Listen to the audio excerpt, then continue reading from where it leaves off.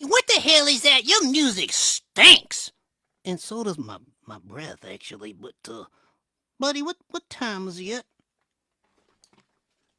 It's Podblast time, dummy!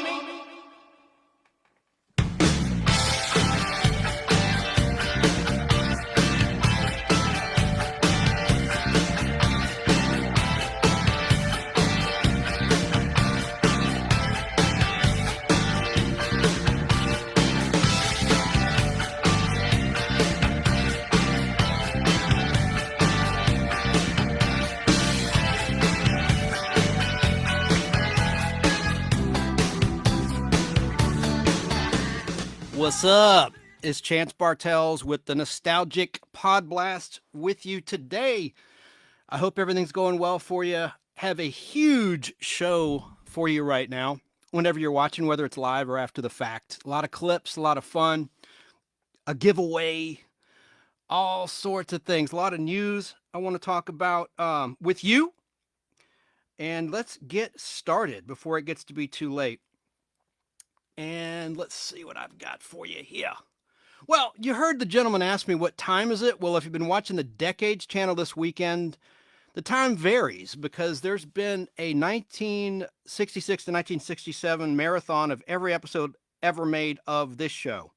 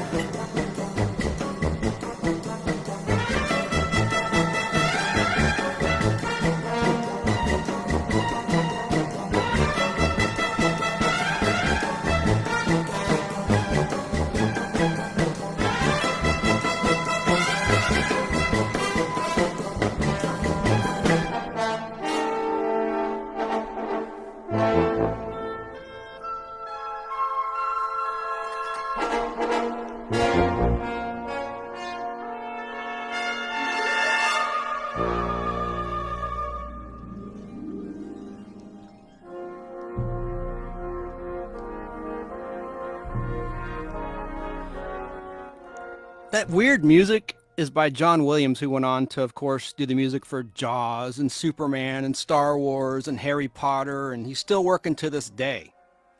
But this is music he scored for a show called The Time Tunnel by Irwin Allen, who was later deemed the master of disaster on the big screen. Movies like Swarm, The Poseidon Adventure. But he started in television with some science fiction and fantasy shows like this one about two dudes lost in time. It's kind of like the forerunner to Quantum Leap.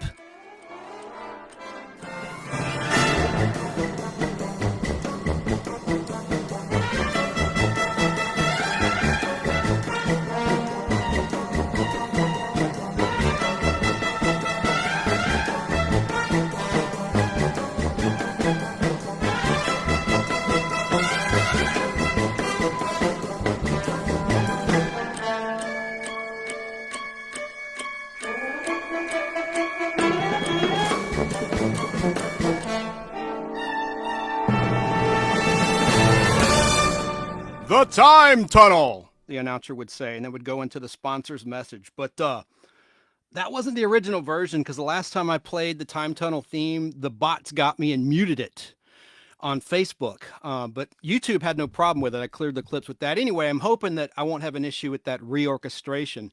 But anyway, on the Decades TV network, I don't know if you get that channel. It's a national free over-the-air network you can get with a digital antenna, and some cable systems pick it up. Like here in Atlanta, Xfinity Comcast picks it up. But they have something called the Weekend Binge, which is just like it sounds like. It's just a weekend marathon.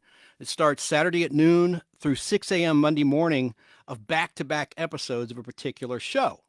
And so this weekend, it was a tribute to the Time Tunnel, which actually only lasted just one season, like I mentioned previously. 30 episodes were shot, but the pilot was really well done. It was set on the Titanic, and it's supposed to be the year, get this, 1968. And there's a project called TikTok, and it's like a secret government project to experiment with time travel. And they're like in the desert, actually underground, miles and miles underground. And it's like a multi-billion-dollar secret project. And so this ass senator is going to cut the funding for the time tunnel project. So one of the dudes is like a 30-year-old scientist. He experiments. He's like, they're going to cut the funding, so he gets lost in time. And so his other friend, another scientist, an older dude, goes in to rescue him, and they both get sort of trapped in time. So it's like Quantum Leap, like I said. They wind up in a different point in time, sometimes in the future, sometimes in the past. And some of the episodes really did suck, and suck hard. But there were others that were really good, like the one about the attack on Pearl Harbor. And the 30-year-old dude, Tony, he meets his father in the future. It's kind of like a time paradox thing, but it was really well done. And there was one about Billy the Kid that was well done. So you had some that were better than others, but that pilot was the only one that Irwin Allen himself directed. And so anyway, in Atlanta, the affiliate is WAGA, which is a sub-channel of WAGA, which is a Fox network affiliate, and it's 5.5. And Xfinity Comcast carries it on channel 230. So it's been all right watching off and on. I have them on DVD, so I didn't really pay too much attention to it because I've seen them all. But the show only ran on ABC TV from September 9th, 1966 to September 9th, 1967. There are opposite some really big shows like The Man from U.N.C.L.E., Hogan's Heroes, Tarzan. It had some really tough competition, the Wild Wild West. So it wasn't that the show was bad. It was just very expensive for ABC, and the ratings were just not there because of the other shows it was up against. But I have a few gripes about the Decades versions. For one thing, and they have to do this for commercial time, because back in 66, 67, a 1-hour show without commercials was 51 minutes, 30 seconds long. And now it's like 42 minutes. But I think Decades has a 46-minute block. That's their clock without commercials. It's like 46 minutes, 30 seconds. So they've got to go from 46:30 to 51:30. And what they've done is they cut out the cliffhanger ending, which was kind of cool about that show. It was like the old Lost in Space, which was on at the time by Irwin Allen, where there'd be a cliffhanger ending, or like the old Batman show. And so it was really neat. They would freeze frame and say, "To be continued next week. This exciting adventure will be continued in the time tunnel." So all that's cut out of the ones airing on Decades. But in like the beginning of the next episode, it pretty much shows the cliffhanger in its entirety and the resolution of it before the opening credits. So, you do get to see it if you just pay attention. Let's see. Another highlight was Carroll O'Connor. A few years before he's Archie Bunker. He was in an episode of the Time Tunnel. And another gripe, well, my buddy Al Hardy, he mentioned that this is something nobody will care about, and I don't care about it either, that the old 20th Century Fox logo at the very end, after the end credits, was changed to the newer Fox logo from the 90s. Well, buddy, that doesn't mean anything to me, because pretty soon Fox is now owned by Disney. It's going to have a Mickey Mouse logo at the end, because this is a Fox show, and Disney bought the entire library of 20th Century Fox movies and TV shows like Planet of the Apes. I could go on and on and on. The old Batman show, that's a Fox show that Disney now owns, even though the weird thing is Batman is a Warner Brothers character. And of course, that's the competition to Marvel, which Disney owns. So Batman's a very different animal there, because Fox owns the show, but Warner Brothers owns the character of Batman and Robin. But anyway, and then another gripe is that, like I said, there's only 30 episodes. So if you do the math, noon on Saturday until 6 a.m. on Monday, there's more than 30 hours there. So they've only shown the pilot, which is really the best episode that's set on the Titanic and it sets the stage of the show. They only showed it once, like at noon on Saturday. And so when they recycled them, they went from the last episode 30 to episode 8, which was a crappy episode. And I thought, why didn't they start with the friggin' first episode? So people that weren't watching Saturday, that were watching college football, that are now chilling, they've seen their NFL games, and maybe they'll see it because it would have aired at a decent time tonight after football. But, you know, some program director that probably doesn't know the show scheduled it. So what are you going to do? So what was I going to say? Oh, last week I talked about novelty songs and I played several of them. And now that it's October, I've got one I want to play for you. This is one I withheld for this week. And here it is. This is the great Dick Clark back in 1962. Check this out. Remember this? Well, speaking up here, are you male or female? Male. Uh-huh. I've been looking at you for about 45 minutes now. Can you, That's a charming-looking thing. Would you unveil yourself there for a minute? Can we see who's inside? Mm-hmm. Oh, famous! Oh, Lord!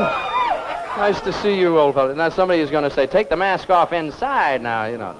We're delighted to have you all with us. Looking good. Let's turn back to the man who, the man who went with a craze for monsters long before. Come on, down, boy. Got long claws there. Ladies and gentlemen, back for the second go-around of the one that was so popular not too long ago, a thing called the Monster Mash. Ladies and gentlemen, again, Mr. Bobby Pickett.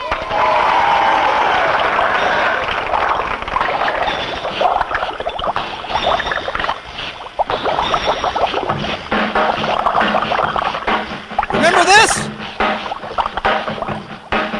I was working in the lab late one night when my eyes beheld an eerie sight.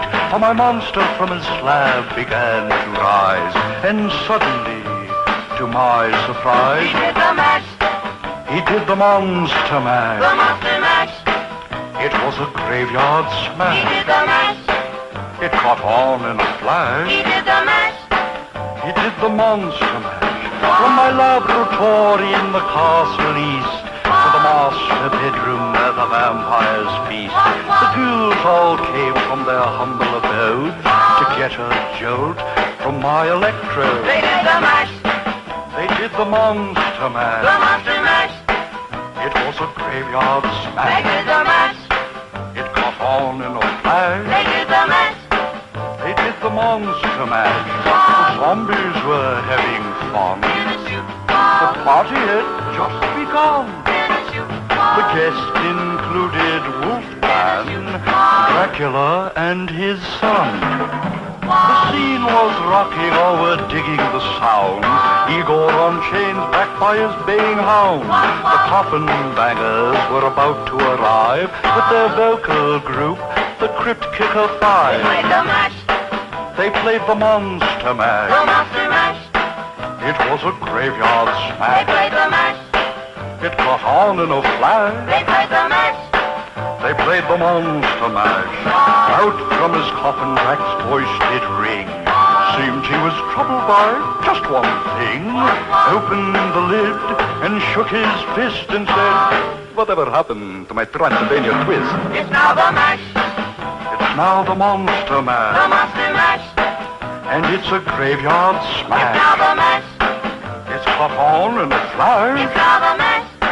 It's now the Monster Mash. Now everything's cool, Drac's a part of the band, and my Monster Mash is the hit of the land.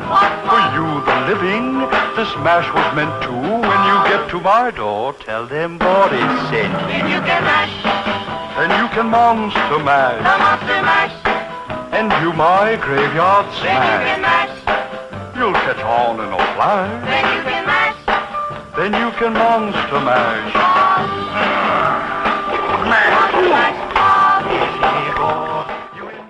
Yeah, it's the Monster Mash. Hey, I want to say hey to people watching live with me. Hey, Jay Raymer. Hey, Becky Ross. Eric. How y'all doing? Yeah, that was a little time tunnel. Not the Mod Squad. I think Eric just responded to you there, Jay. Phone number, if you want to call in, is 770-438-1050. And, let's listen to a little bit of Dick Clark talking with Bobby in Virginia Pickett. Beach. Virginia Beach, right. I wish you all the very best. Lou Johnson is awaiting at the autograph table. Would you join us there, too? Sure will. Thank you very much. It's. We'll see you later. Thank you, Bobby. Thank you, Lou. Now, for a few words from one of the most respected names in hair care, Helene Curtis.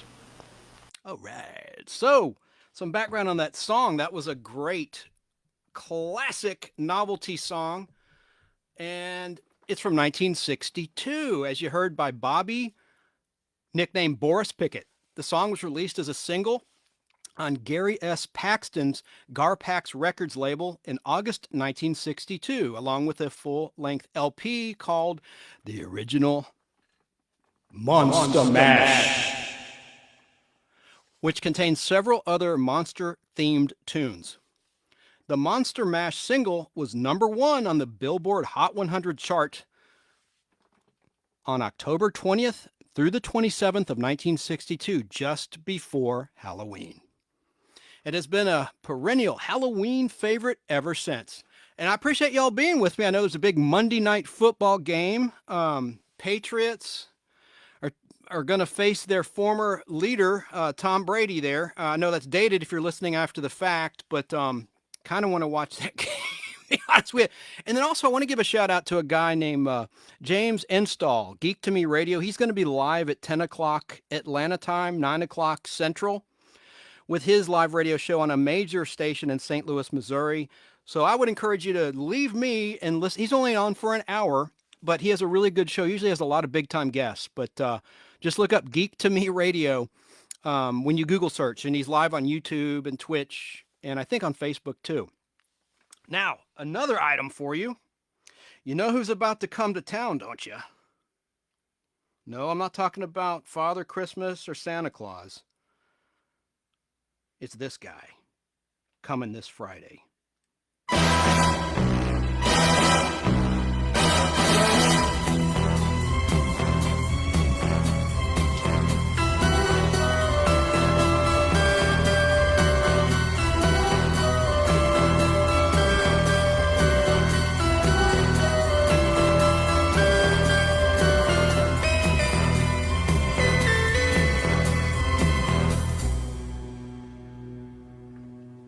Let's listen. This is John Barry's music. This is cool. It's my favorite version of the Bond theme right here.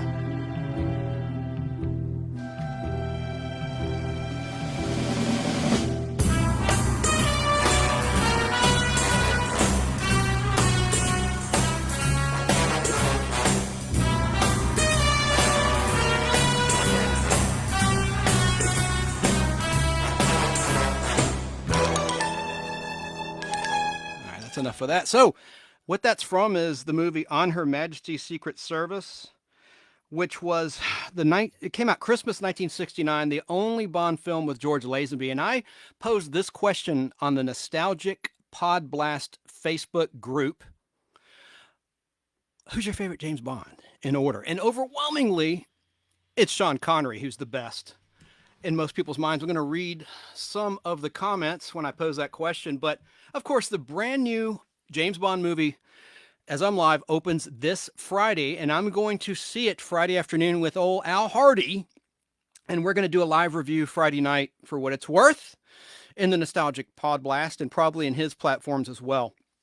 But I'll let you know what I thought. And probably James is going to review it on his live radio show in St. Louis tonight. But I digress. So let me go and read some of the comments when I pose that question.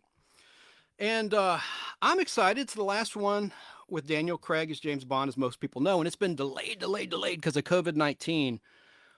Allegedly. I mean, maybe the movie wasn't that good. I guess we'll find out. But it's really, really long. It's almost 3 hours long. Even for a geek like me, man, I'm going to get pins and needles sitting that long. Not in my feet, in my ass sitting that long. But let me read. So I asked, like I said, rank. Now, there were a couple James Bonds that I'm not going to count, like David Niven, and this guy Nelson, who was Bond in a live presentation like before the first movie came out. But let me read some comments here. Hope it's all right I'll just mention first names. All right, Dawn says, in her order of best to worst, Connery, Moore, Craig / Brosnan tie for me. And I unfortunately don't know who George Lazenby is. Like I just said, he was the one-time Bond in On Her Majesty's Secret Service, which is really a great story. It's the only time so far, but I haven't seen the latest film, where James Bond got married. And Diana Rigg, who recently passed away, played his wife, Teresa. And what was kind of cool was anyone that knows the James Bond movies that recalls the Roger Moore movie For Your Eyes Only will remember at the very beginning, after you see the gun barrel shot and the blood, where James Bond shoots the camera out and the blood falls, he's visiting a grave. He's visiting, easy for me to say, he's visiting, yes, I can enunciate, a grave, the grave of his wife. So I love that continuity, even though it was a different actor playing Bond. Continuing on, Sean says, for him, it's Connery, Daniel Craig, Roger Moore, Pierce Brosnan, Timothy Dalton, and then George Lazenby. Lazenby was not good. He's Australian, and he was kind of lanky, and I just didn't really like his performance. But I love that movie. I would highly recommend it, even though he's a liability in terms of Bond. Mark says, in my opinion, Connery, Moore, Craig, Elba. He snuck that in because there's a rumor that Elba from the Thor movies, the guy that guards the bridge, you know him. He's a black actor, is going to be Bond. I'm cool with that. The only thing that I'm not cool with is there's a rumor that James Bond is going to be made a female, which Ian Fleming would be spinning in his grave if that happened, because he wrote the character to be a man, a bit of a pig, a bit of a womanizer. I mean, why can't they have his boss be a woman like they did with Judi Dench playing his boss M? When it was Bernard Lee who died in 1979, I believe, or 79, I think 79 or 80. But he was the original actor that played his boss going back to Dr. No in 1962. That was M, James Bond's boss. So why not have a female be his boss? Why do you have to make the character? We'll see how it plays out. It might just be BS for clicks, clickbait out there, because Barbara Broccoli, the daughter of Cubby Broccoli, one of the producers of Bond, she stated Bond will always be a male. I don't care. This is me, Chance Bartels, talking. I don't care about race. I don't care about religion. I do want it to be a man. I just do, because I love the books. Now, continuing on with people's favorites, Sherry says, for her, again, Sean Connery, number one, then Pierce Brosnan, Daniel Craig, Timothy Dalton, Roger Moore, and I don't remember Lazenby. Okay, let's see who else. Linda said, okay, well, she had asked me who George Lazenby is, and she goes, oh, I remember. Okay, so let me get on with the list. Now, someone incorrectly said, it's kind of a joke, the best Jimmy Bond was Woody Allen, hands down. No, he was the villain in the comedy Casino Royale, which also had the first Bond girl return, Ursula Andress. She was in that. And I watched that with Al not too long ago in his home cinema, about a year ago, I guess. Anyway, let's see who else we have here. Oh, someone got upset and said, man, no respect for Timothy Dalton. I thought he was pretty great, considering he and the franchise was hamstrung by legal issues and an identity crisis at the time, meaning with the ownership. Yeah, because it was like, there were two Timothy Dalton movies. The first one was Living Daylights in 1987, and then the next one was License to Kill in 1989, which actually was not a bad Bond movie. It was very brutal. It had a big drug dealer villain in it, and in Miami, and anyway, it was a good story, and it was a very tough Bond movie. And I love the way the villain got killed in that. He was in like a pressurized suit, and his head basically got squashed in or something. It was really nasty. And Robert Davi, he has like kind of crater acne. I'm just describing him, not knocking him. He played the villain in that movie, and it was a really good one. And who else was in that was, of all people, Priscilla Barnes. She was in Three's Company. She played Terry, the nurse, like the last blonde roommate in the Three's Company show. She was in it. It's sort of a Bond girl. Anyway, so let's see. Any other comments on James Bond? And then I've got to move on. I've got so much to cover, and it is late. Okay. Someone else says, Mr. Perlman says, Connery, Brosnan, Craig, Dalton, Lazenby, and then Roger Moore. Ooh, Roger Moore last. See, Roger Moore, I'm a Generation Xer. That's one of my favorite Bonds. For me, I got to go with Connery 1 and then Roger Moore. I'll talk about the rest another time. All right, Christopher Corman. That, by the way, he doesn't mind if I mention who he is.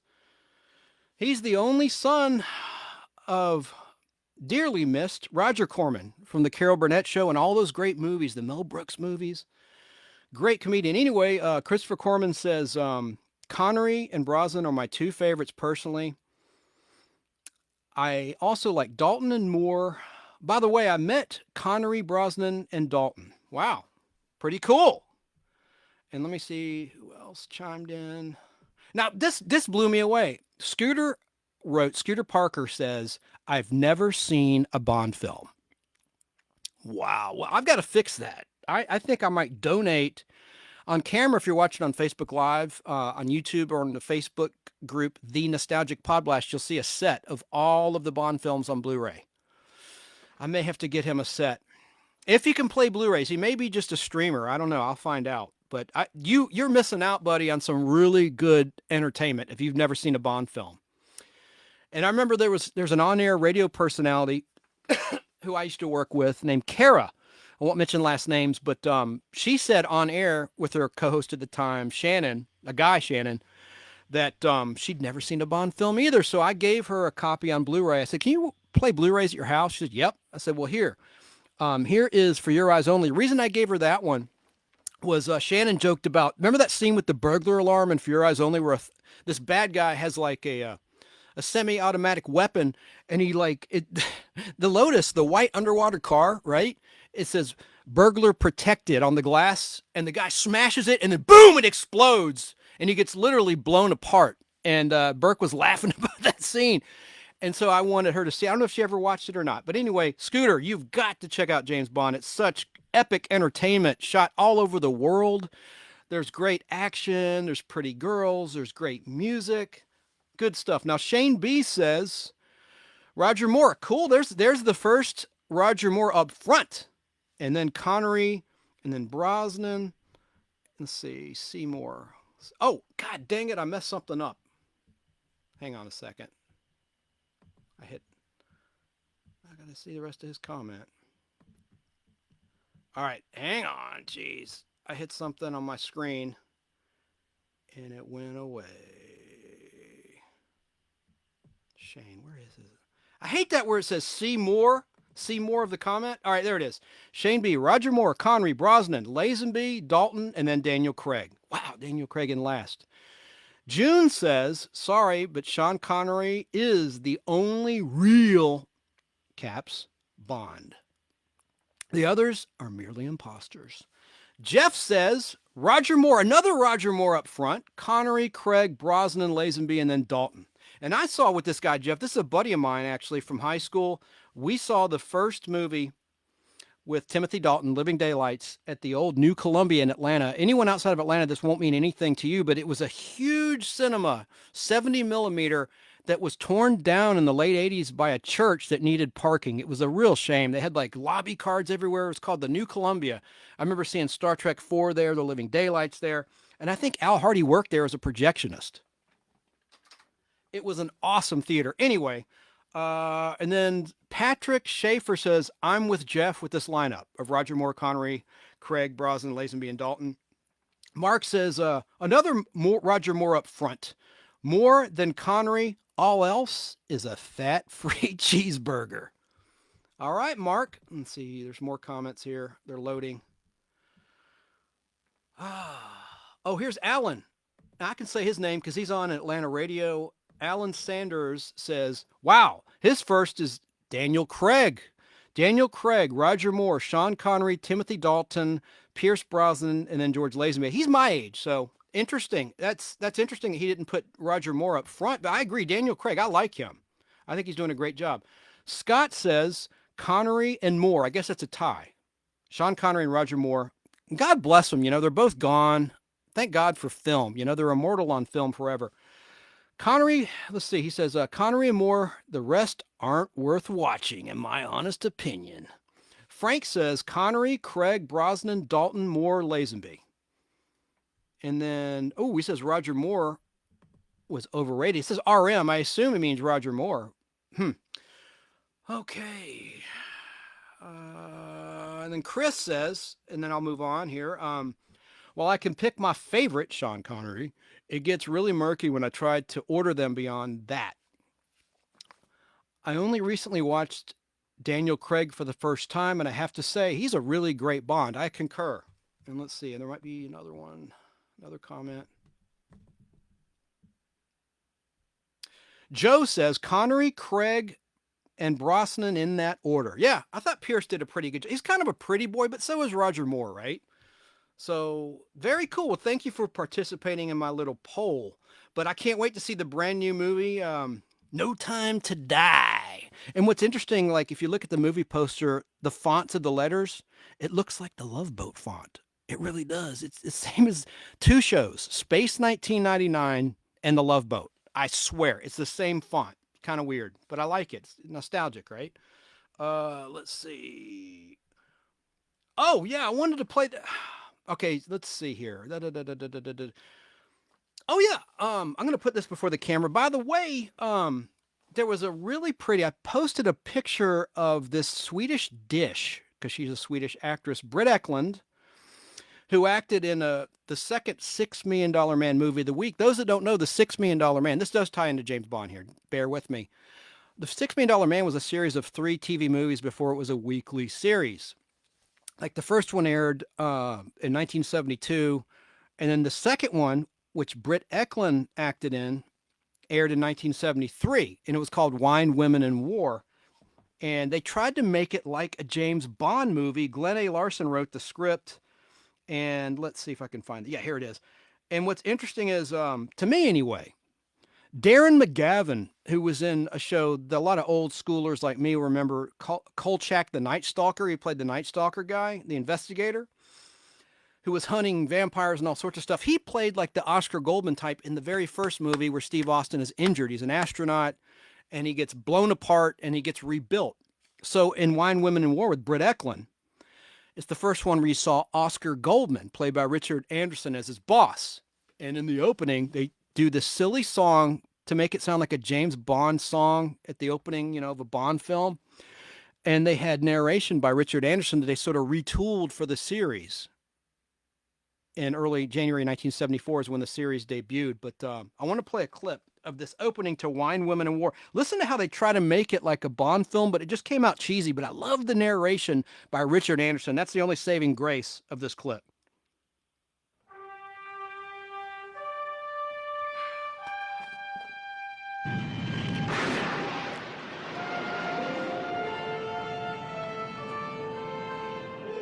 Mission Control. Steve, what is it? What's wrong?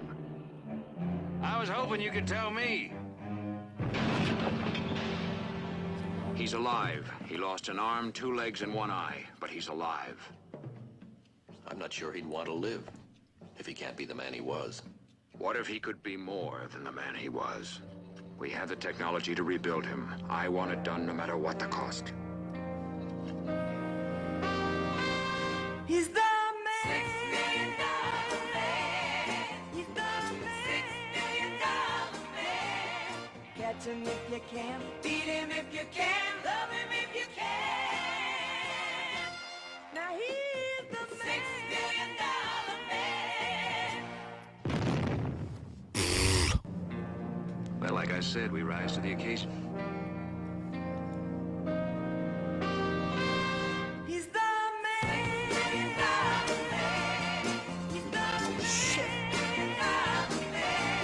He's my man. Oh, he's my man. Yeah, let me tell you about him. Can't do without him. He's one of a kind. Now he's the man. Now he's the man. Oh, catch him if you can, beat him if you can, love him if you can. Now he's the man. $6 million man. It's one of the first times I heard that expression, he's the man. And this aired way back on October 20th, 1973, as a movie of the week. That was a Saturday night. And Britt Eklund, a year later, would be in The Man with the Golden Gun, the Roger Moore movie. She was playing Agent Mary Goodnight. And of course, she was Rod Stewart's main squeeze for a while. But you know what? I'm going to declare this James Bond week coming up, since the new movie's going to open this coming Friday. But there's some real dirty, double meaning, double entendre dialogue in Wine, Women, and War. Like there's one scene with Britt Eklund and Lee Majors, and Lee says they're on a yacht, right? And he uses his bionic strength to rip out like a porthole, and he goes, "I'm sorry I had to violate your porthole." And I'm like, "What?" Glenn Larson wrote that. I'm like, God, for TV, what does that even mean? You know, I don't know what that means, and I don't think I want to know what that means. But it actually was a pretty entertaining movie, despite that lame song. But I did like the opening narration. So thanks to Universal Comcast Xfinity for that clip, because Comcast Xfinity owns NBC and Universal now and has for some time. And a YouTuber named Fumble Buster, Fumble, as in fumbling a football, uploaded that high-quality clip in February 2021. There was a low-quality version of that loaded maybe 10, 12 years ago that I played on the Podblast before. It's very, very bad quality. But let's see. Oh, yeah, I want to play some more, like, silliness. The last couple weeks, I'm not going to play a Patty Duke song. I'm really not, that she sings. I've done that 2 Podblasts in a row. But I am going to play a little bit of the instrumental version of the season 3 version of her old show, just for the F of it. 1, 2, 1, 2, 3.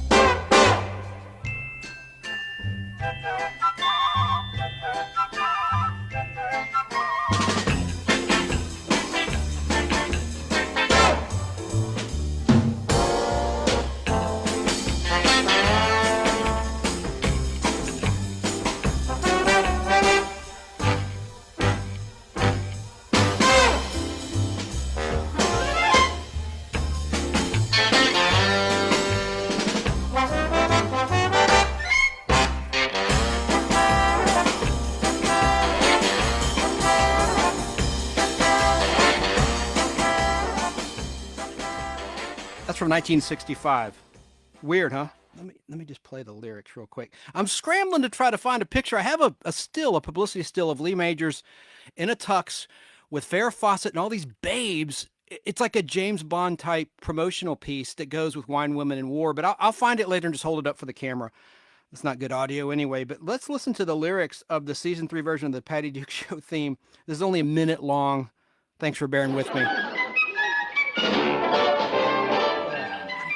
Meet Kathy, who lived most everywhere, from Zanzibar to Berkeley Square. But Patty's only seen the sights a girl can see from Brooklyn Heights. What a crazy pair! But they're cousins, identical cousins all the way. One pair of matching bookends, different as night and day. Where Kathy adores a minuet, The ballet russe and crepe Suzette are Patty off to rock and roll. A hot dog makes her lose control. What a wild duet! Still they're cousins, identical cousins, and you'll find they laugh alike, they walk alike, at times they even talk alike. You can lose your mind when cousins are 2 of a kind. Why? I don't know why. I don't know why I played that. I really don't know why. I guess I like it. That's by the Skipjacks, who also sang the Flintstones theme, if they sound familiar. Now, item.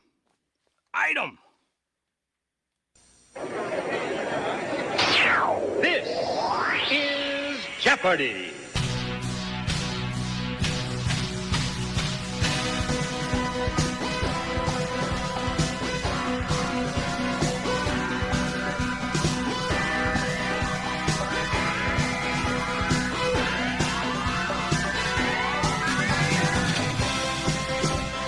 Wow.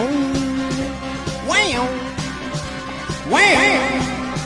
Wow. Wow. Wow. Hyperactive, the original music there. Got a Jeopardy update for you. Now that the host drama has been played out, and the Jeopardy and Wheel of Fortune executive producer Mike Richards is headed to court, we can focus on the game itself. As William Shakespeare said, the play's the thing in Hamlet. Actually, the full quote is, the play's the thing wherein I'll catch the conscience of the king. Well, here, the game's the thing when it comes to Jeopardy. Did you know that a game show record was smashed last week? The current Jeopardy champion, Matt Amodio, has won $1,300,000 and counting. Again, $1,300,000 and counting. Very impressive. Matt beat the record of most consecutive Jeopardy wins by professional Las Vegas gambler James Holzhauer. He's the guy who kind of had a goofy smile, like a phony goofy smile, but hey, he played the game expertly, James did, but I really think that Matt has a shot at beating the next record. The next glass ceiling for him to shatter is breaking Ken Jennings' record of most money won on a game show ever. And I think Matt could do it. I don't want to jinx it. I'm a jinx when it comes to sports. Like my Steelers, my Pittsburgh Steelers, they're struggling right now. And I feel like a damn jinx. Or when it comes to the Atlanta Braves baseball, I'm a jinx. So I never want to ever say on social media, I used to always say, oh, go Braves. And then they always lose. Always. But anyway, I'm hoping that Matt can pull this out and set the record for the most money won on a game show ever. And it must really bother James Holzhauer because he's been tweeting trash talk out about Matt. Now, I don't know if that's just clickbait or what, but it seems to be legit. So it just seems like I always had respect for James, but supposedly he claims he quit Jeopardy. He threw his last game because he missed his family and he wanted to spend more time with his family. Well, you know what? They tape 5 episodes per day. You know, I mean, how much time away from your family were you really having to sacrifice to go from Las Vegas to LA once a week or whatever? I mean, come on now. They shoot them all in the same day. But I lost some respect for James with his trash talk on Matt. It just seemed like he was kind of a small person there.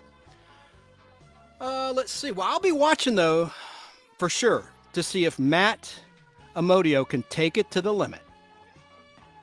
Here's another clip for you. So I just didn't know if most people knew that was going on. Here's a classic game show clip. Ties into my next story. This is most exciting hour of fantastic prizes. The fabulous 60-minute prize is right. Michelle Brachetti, come on down.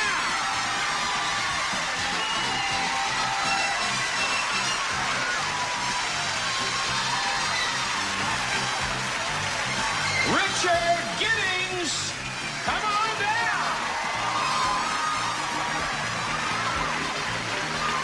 Bertha Frazier, come on down. Wait for it. Here it is. And Vanna White, come on down. You are the first 4 contestants on The Price is Right. And now, here's the star of The Price is Right, Bob Barker.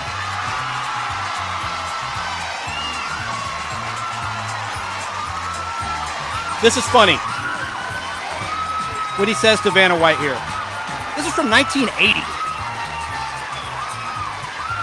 I thank you very much, and I welcome you to The Price is Right.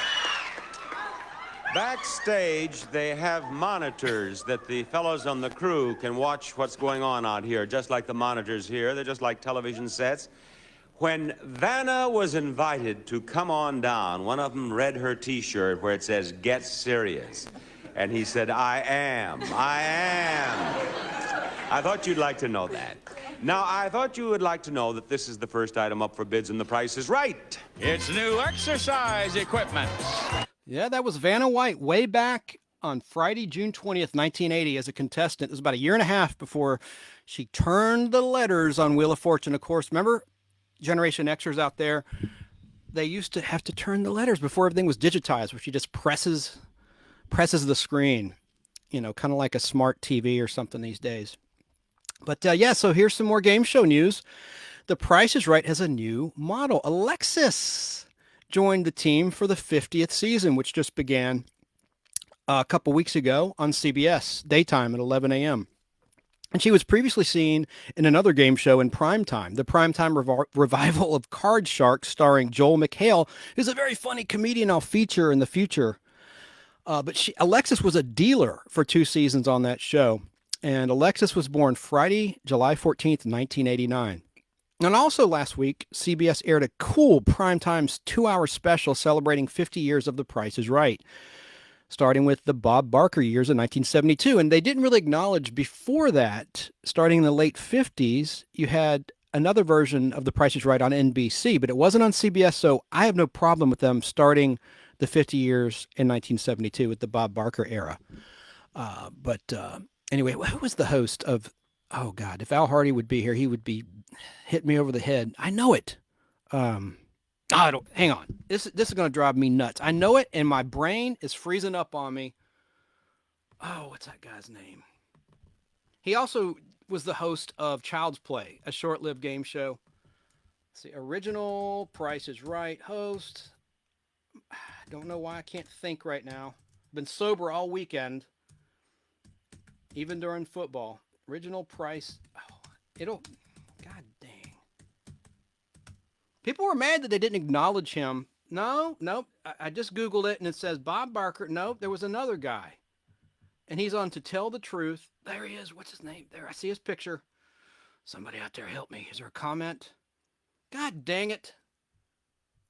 All right, I know what to do. This is such good audio. I can't edit live. Child's Play host. What's that guy's name? I know it. Child's Play host. Bill Cullen. Thank you. Thank you, Google. Was the original host of The Price is Right. And he wasn't mentioned in the 2-hour special, but getting back on topic here. So Alexis is now going to be a model, correct? And this is what kind of pissed me off. I didn't even know about this 2-hour special until it was already in progress. And someone on social media posted about it. And so I started watching 45 minutes late into the 2 hours. So here's my gripe. It's just a bit of a gripe. I have Paramount Plus, and they have The Price is Right because it's CBS and Paramount, the same company, right? And so they have all The Price is Right daily episodes. And they used to have the primetime specials. A buddy of mine who's been on the Podblast was a contestant not too long ago in a primetime special. Leonard Jackson, who's an actor. He's been in tons of commercials that you've seen. He's very successful in Hollywood. I went to high school with him. Anyway, and those used to be on Paramount Plus. Well, they removed them.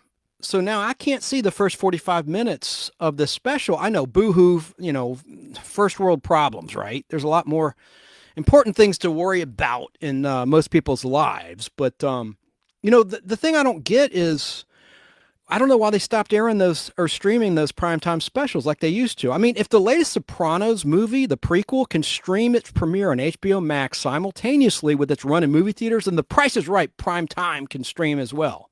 I mean, I get they're probably withholding it to rerun it and to see what the ratings do, but they should stream that. Anyway, what I did see was really cool. There was cameos by people like Vanna White, who you just heard a clip of in her very first television appearance back in 1980 on The Price is Right. But it was very, very well done, and they had like an outtake section of stuff that never aired, and it was very risque. Stuff of Bob Barker and the current host, Drew Carey. I mean, I couldn't believe, I was delighted, in this cancel culture, oversensitive world we're in now. It was really refreshing that they aired some of these jokes. It was very funny stuff. And the prizes, it was what they did in the 2-hour special. They had a regular game of The Price is Right with extravagant, like a Porsche worth $100,000. I think it was an electric Porsche, which is strange. But they had like killer prizes. And they also showed, which I thought was really neat, the top 10 biggest winners on The Price is Right over the 50 years. counting down to number 1. That was cool. So it was a really well done special. Bravo. Now please stream it so I can see the first 45 minutes that I missed. Item. Shout out to the Georgia House Rabbit Society in Kennesaw, Georgia, in Cobb County. Recently, I mentioned this in the Podblast. I'll be brief. This is personal stuff. I found a domesticated bunny rabbit running around my neighborhood by a lake while I was out for a stroll a couple Fridays ago. And I decided to shelter and feed the bunny. And I've since named this little bunny rabbit Baby. And I went to the Georgia House Rabbit Society Saturday and got some supplies, like some hay. They eat hay a lot. I got some toys, and I got like a transport because I need to have the bunny checked out. And they think, based on the photos I showed them, these are not doctors. It's a rescue organization. They say the bunny looks to be about a year old. And I still don't know for sure if it's a male or female. Bunnies, when they have a double chin, that's an indication it's a female. And when she gets on her hind legs in her cage, I'm not looking, but I was kind of looking for a wee-wee, for a ball sack and a wee-wee, and I didn't see that. So I'm assuming it's a female, but I'm not sure. I'm just going to call Baby a female, but she's really adorable. And I couldn't believe how affordable the prices were for food and like the little transporter, like you'd have for a cat or a puppy, like a little plastic transport. It's like less than $20. I thought it was so reasonable, and they operate on donations, and the staff was so helpful. So thank you to the Georgia House Rabbit Society. And, I clean as I go. I call the waste poopies. And anyone that's had a bunny rabbit knows they eat and they poop a lot.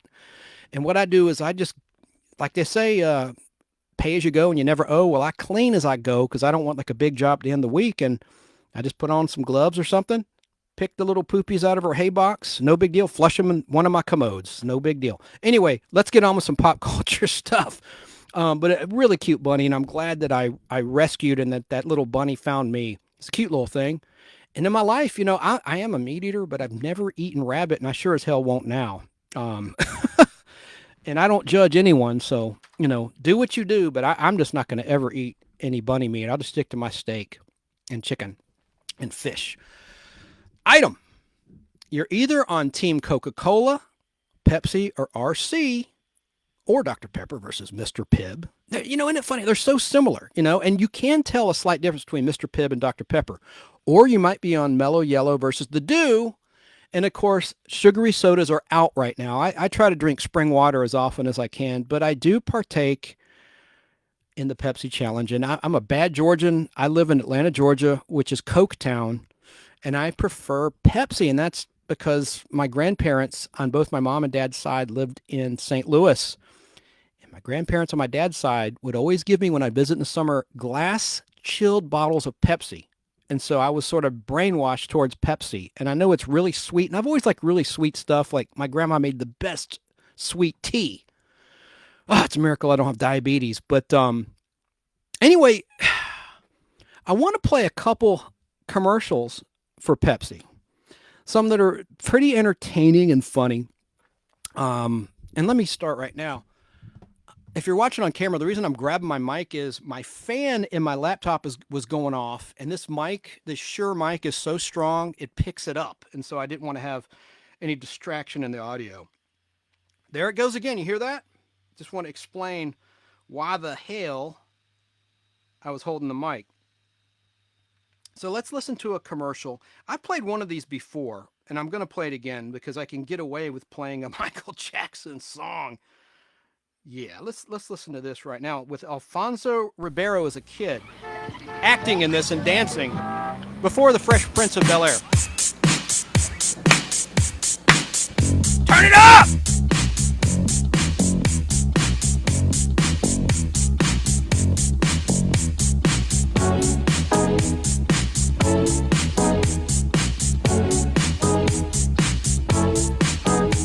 You're a whole new generation.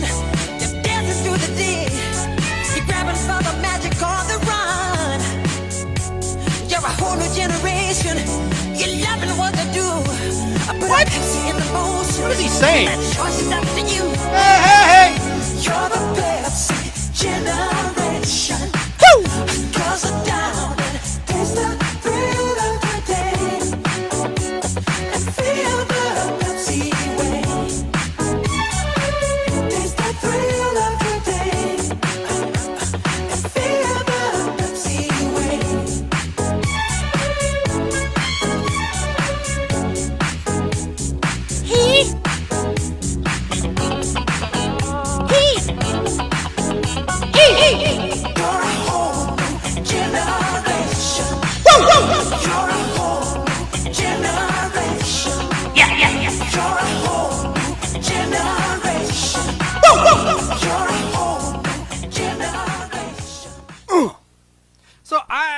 like that because I can get away with playing a version of a Michael Jackson song off Thriller.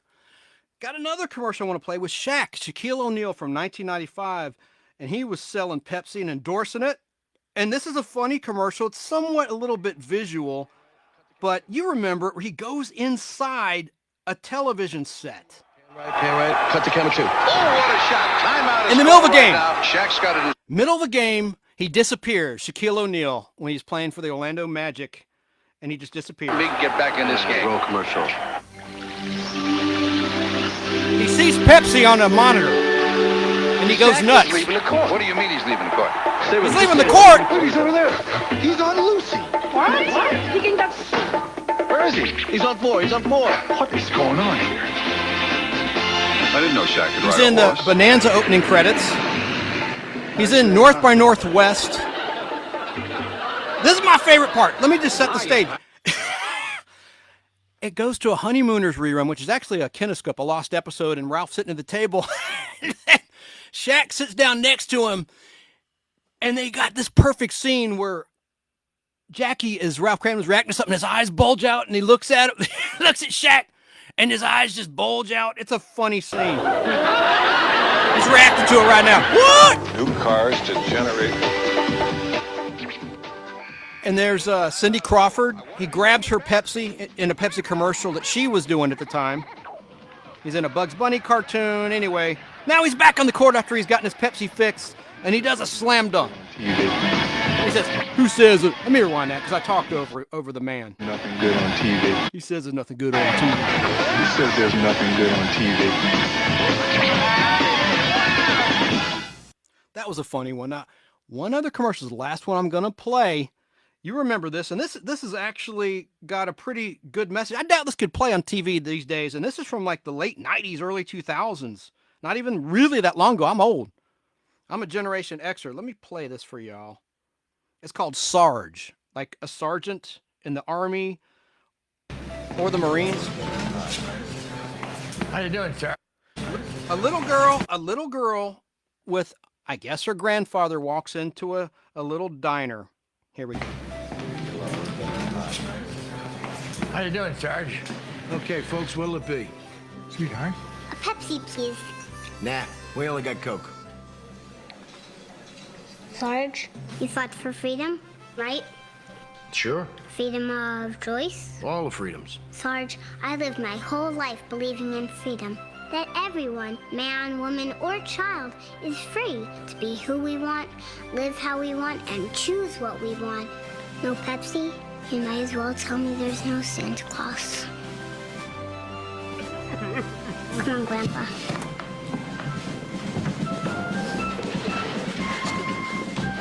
Where's everybody going? Where are we going now? To a far better place. She leaves. And everyone leaves with her. Shame on you. That was the grandfather. Shame on you. You know who that little girl is? Her name is Hallie Kate Eisenberg. Born Sunday, August 2nd, 1992. And she's an American former child actress best known for being the Pepsi Girl. And there was one where they dubbed over her voice to sound like a mafia guy. And she did a series of Pepsi commercials from the late 1990s through the early 2000s. And let's see. And she also was Marie Allweather in Polly. And her role is Erica Tansey in How to Eat Fried Worms was another acting credit under her belt. But Eisenberg was born in New Brunswick, New Jersey. And this is interesting when you find out who her brother is. And she's the daughter of Amy and Barry Eisenberg, who ran a hospital and later became a college professor. I guess her dad, Barry. She has two siblings. Here's the one that we know from the movies, Jesse Eisenberg. And he's the Academy Award nominated star of The Social Network, playing, who else? The guy who started Facebook, Mark Zuckerberg. Remember Jesse? That's this little kid's older brother. So Hallie was named after the character Hallie O'Fallon in the film All I Want for Christmas, portrayed by Thora Birch. And Eisenberg attended American University in Washington, D.C., and she was brought up in a secular Jewish family. And look, I know a lot of people like Coca-Cola, but even look at the logo. Even the logo is red, white, and blue. I have it on camera. You've seen it. The Pepsi, hey, it's red, white, and blue. The Coca-Cola logo is red and white, like the communist Chinese flag. Just stating the facts. Just saying. I'm just saying. At least Pepsi's logo is more in line with America. Just kidding. Now, got another quick clip, and this is very, very brief. Item. Here's a quote. Reverse the polarity. That's a lame throwaway line that I first heard in a movie called Forbidden Planet that recently ran on Turner Classic Movies, by the way. And I got a compilation of that line. It was used in all these cheesy shows like Lost in Space in the 60s and Star Trek. Whenever there was bad science or a bad writer of a show, they always would use that line. Well, you know, we can get back if we reverse the polarity. I mean, what the F does that even mean? Let me, and Doctor Who used it. Let me play a clip of a compilation from Doctor Who. Can't you do anything, Doctor? Not unless we change the polarity. Reverse it. Reverse what? Reverse the polarity. I reverse the polarity of the neutron flow. Reverse the polarity. Reverse the temporal polarity. What are you doing? I'm reversing the polarity of my ultrasonic screwdriver's power source. Reverse the polarity. He's reversed the polarity! I just reversed the polarity. Reverse the polarity of the neutron flow. Reverse its polarity. I reverse the polarity of the neutron flow. I've reversed the polarity of the neutron flow. Reverse the polarity. Reverse the polarity of the neutron flow! I mean, it's just a stupid, stupid line going back to Forbidden Planet and science fiction novels. Anyway, I'm so sick of that line. Item. Remember the classic Saturday Night Live skit? It's called Point Counterpoint. And it was like a parody of a TV political debate with Jane Curtin and Dan Aykroyd. Well, the Facebook bots, or robots, if you will, have done it again. They're at war with a certain word heard in one of those classic skits. Here's a message I saw from a moderator of a Facebook group I'm in. This is from the guy who runs it. The classic comedy bit with the very famous quote, Jane, you ignorant blank. But the last word is an automatic Facebook violation for removal. We've had half a dozen removals by Facebook in the last few days, and each is a ding on this group. So please, no more posting this quote, especially the final word. Thank you. Now, what word is that? Well, I don't know if I can get away with playing this, but I'm going to try. Not because of the word, but because NBC, owned by Comcast, is so protective of Saturday Night Live. Let me just see if I can play this line. You've heard it. Ignorant slut. Jane, you ignorant slut. That's right. Jane, you ignorant slut, slut, slut, slut, slut, slut, slut, slut, slut. Take that, Facebook. I said it. Now watch the bots be listening to the audio and they're going to shut me down. Oh, shit, which could happen.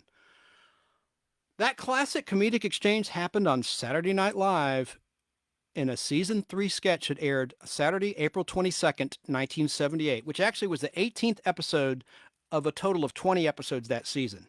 A fun factoid, season 3 of Saturday Night Live was the first full season in which the original title, NBC's Saturday Night, was renamed Saturday Night Live. And that season aired from fall 77 to spring 78. And that season kicked off with Steve Martin and ended with Buck Henry as a guest host. Item. If you remember Pia Zadora, then you're listening to the right show. Your nostalgic Podblast, this very show. All this time, I thought she was born in the Philippines. Nope. She actually was born in New Jersey.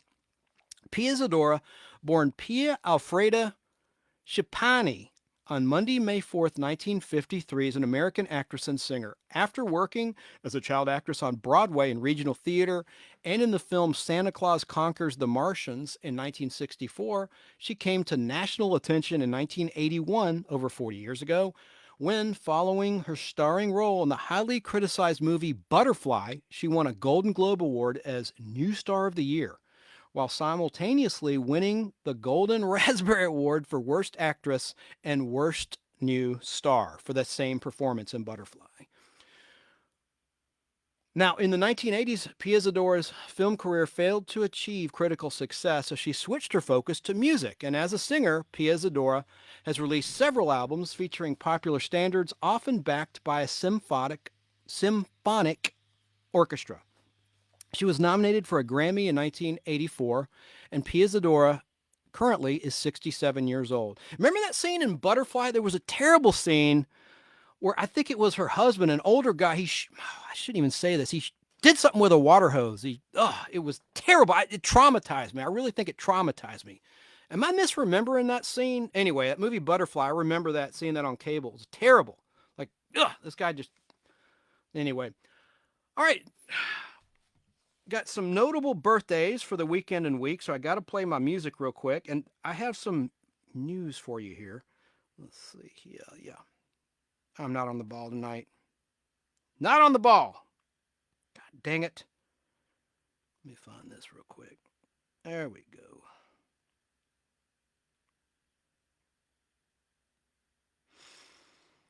Oh, Jesus.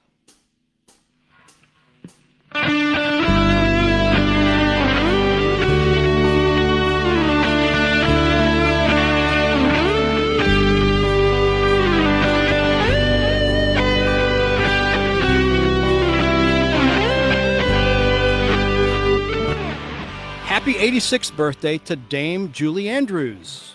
Born Julia Elizabeth Wells on Tuesday, October 1st, 1935, in Walton-on-Thames, Surrey, United Kingdom. Surrey. She's best known for starring in The Sound of Music and Mary Poppins, in which she won the Best Actress Academy Award for her performance in that movie. She also is known for, in the 80s, a movie called Victor Victoria and S.O.B., directed by her husband, Blake Edwards. In that movie, there was a very disturbing nude scene where she's topless, and I really didn't like it. I thought it was just weird seeing, Mary Poppins naked. I didn't like it. Another birthday. Oh, I got to get this clip set up. Happy 71st birthday to Randy Quaid. And he was born Sunday, October 1st, 1950 in Houston, Texas. And one of his best roles, of course, is as Cousin Eddie in the National Lampoon Vacation movies.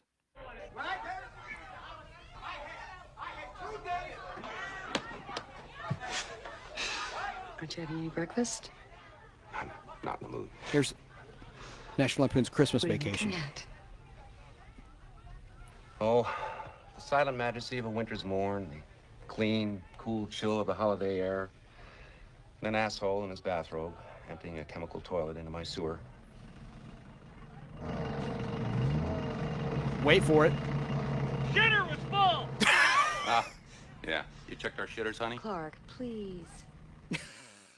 I love that role. And he also was good in Independence Day. I'm back! And it makes you wonder, is he really touched? He's hits a little too close to home, some of his nutty roles. But from what you hear about him being a squatter like 10 years ago or something. But hey, man, I think he's great. And I like his brother, too. I met his brother on the set of Footloose, the remake, shot here in Georgia. Another birthday.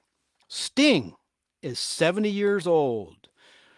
Sting was born Gordon Matthew Thomas Sumner on Tuesday, October 2nd, 1951 in Wallsend, England.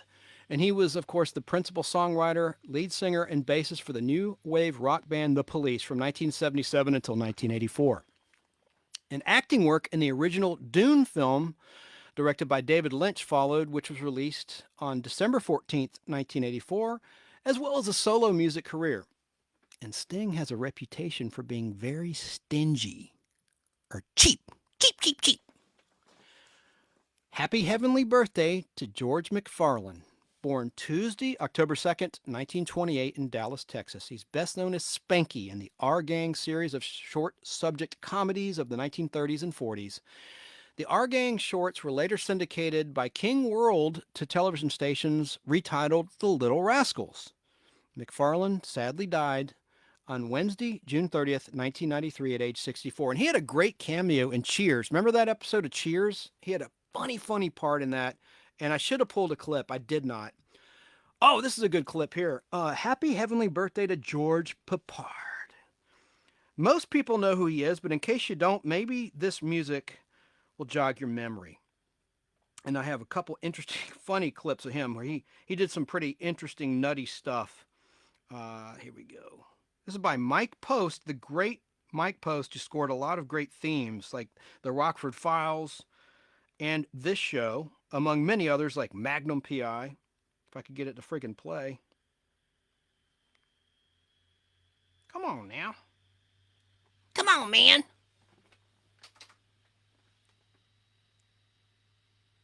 I'll probably get... There we go. Probably get muted anyway, I was going to say.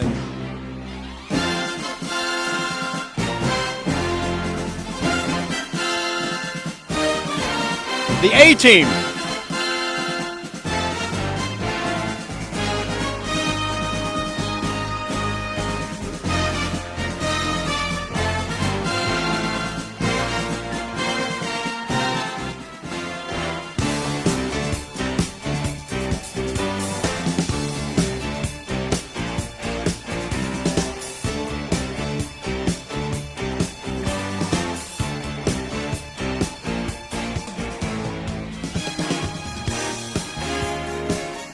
So, George Peppard was born in Detroit, Michigan on Monday, October 1st, 1928.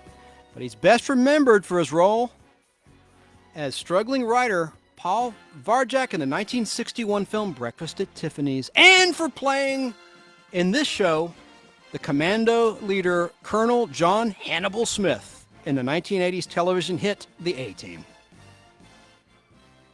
Peppard sure secured that major role when he starred opposite alongside Audrey Hepburn in Breakfast at Tiffany's and later portrayed that character, the character of Howard Hughes, the real character in The Carpetbaggers in 1964.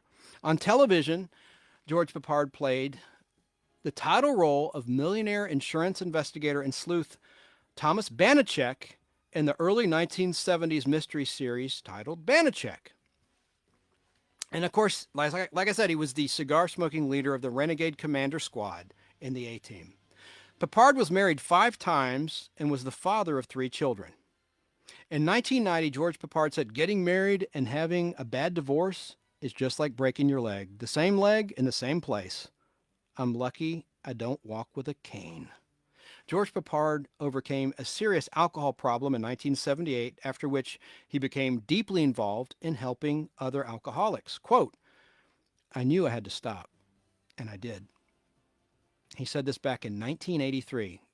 And quote from 83, "Looking back now, I'm ashamed of some of the things I did when I was drinking." He had smoked 3 packs of cigarettes a day for most of his life, after being formally diagnosed with lung cancer in 1992 and having an operation to remove part of one lung. And after that, he finally quit smoking, but the damage was done. On Sunday, May 8th, 1994, at the age of 65, while still battling lung cancer, George Peppard died from pneumonia in Los Angeles. Now, here is a bit of a rant that he did on a game show which resulted in this episode of Password Plus never airing on NBC, where he lashed out, and I don't think it's even that big of an infraction, where he lashed out at the NBC executives. I want to play this clip. This is part of game show history. The game works. You see, you got all 4 of them, but by not... There's Alan Ludden, the original Password host. I would like to tell you, Alan, that I think this is a wonderful game, and I really enjoy playing it, but... Here we go. But the forms we have to sign in order to play that game, I want to discuss with you later in the program. I want the audience to know that there's some terrible things they make us do before we're allowed to play this game. Would you like to do it now before we go to commercial, just in case? No, we're going to save it up. You've got a little complaint to make. Yes, a big complaint to make. It's about America. It's about America in this program. George Peppard has a complaint to make about this very program, not the program. No, not the way it's played. It's the NBC executives, and I hope everybody writes them a letter. Oh, no.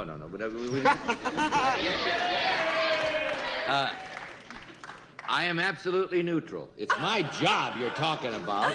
All right. No, it really isn't my job. Let's play the game. If you've got a complaint, Let's you go may to make it commercial. right after this commercial. Okay. We'll be right back. Don't go away. You'll hear about the complaint. Okay. Should we move ahead, or do you want to relieve us of the suspense right now? No, I want to play the game. All right, This is not about Goodson Todman. It's not about password. It's about NBC forums. But I okay. want to play first. We want to win another one, right? All right, here we go. Listen. You wait, can you wait? All right, here we go. Nancy has the option. All right, we're back. Okay. Now, wait a minute. Now, wait 1 minute. I think that I should do... Would you like me to complain some more about this? No. format? I'd like you to explain your complaint. Don't complain anymore. Just explain. All right. Well, here's the thing, friends. I think you should know that before we do this program, that is did they make you sign that form too? I don't know what form you mean. All right. Well, there's a form that says that you won't cheat, you won't steal, you won't kick your mother, you won't tell anybody, you're not getting any prizes. It goes on and on and on, like you were some crook. Well, now, it is really unnecessary in this game. I mean, everybody around this game is paranoid about the truth. They're very careful. And we even have somebody from NBC who watches us. Now, that gets into the police state mentality, and I do not think it's necessary, and I personally resent it, Mr. Silverman and the rest of you. Would you all write him a letter and tell him to stop that?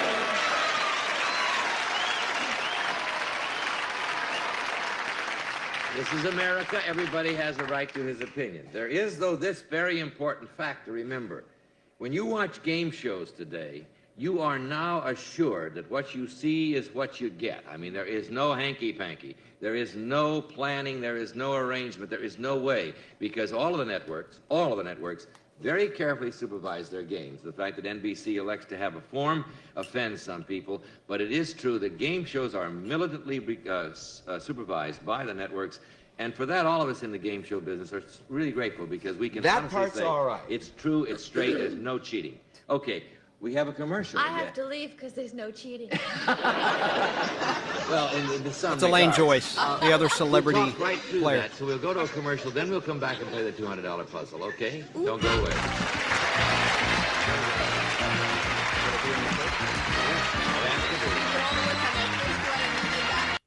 So that wasn't so bad, but the network refused to air that episode. It now airs in reruns on Buzzer and sometimes on GSN when they play classic game shows, which they don't anymore. They play just original stuff on the Game Show Network, otherwise known as GSN. But that was from July 1979 with longtime Password host Alan Ludden in a tough spot trying to be diplomatic. Like I said, the executives at NBC were such spineless wimp cowards that they never aired that episode because of that moment that you just heard. Let's see. Happily Heavenly Birthday back on October 1st to this guy who was on a show. Oh, I got to hold something up for the camera in a second. And I'm going to play my favorite version of this long-running show's theme. Happy Heavenly Birthday to Tom Bosley.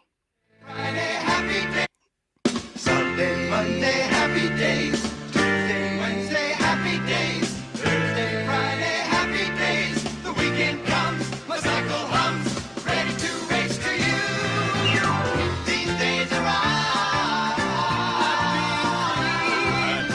These days are ours. Goodbye, gray sky, hello, blue. There's nothing can hold me when I hold you. It feels so right, it can't be wrong. Rocking and rolling all week long.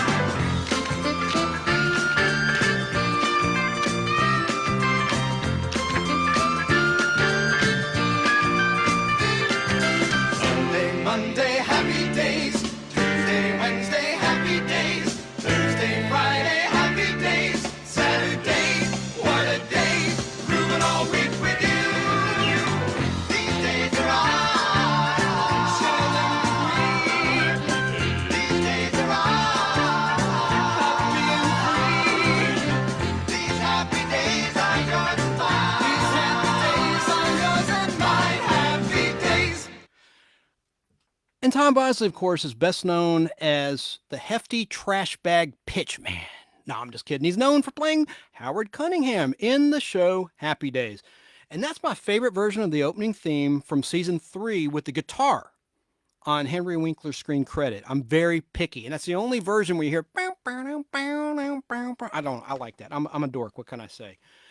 And that's the first time we heard that version of the theme after they retired the Bill Haley and the Comets Rock Around the Clock, which we heard in the first 2 years of Happy Days when the show was filmed.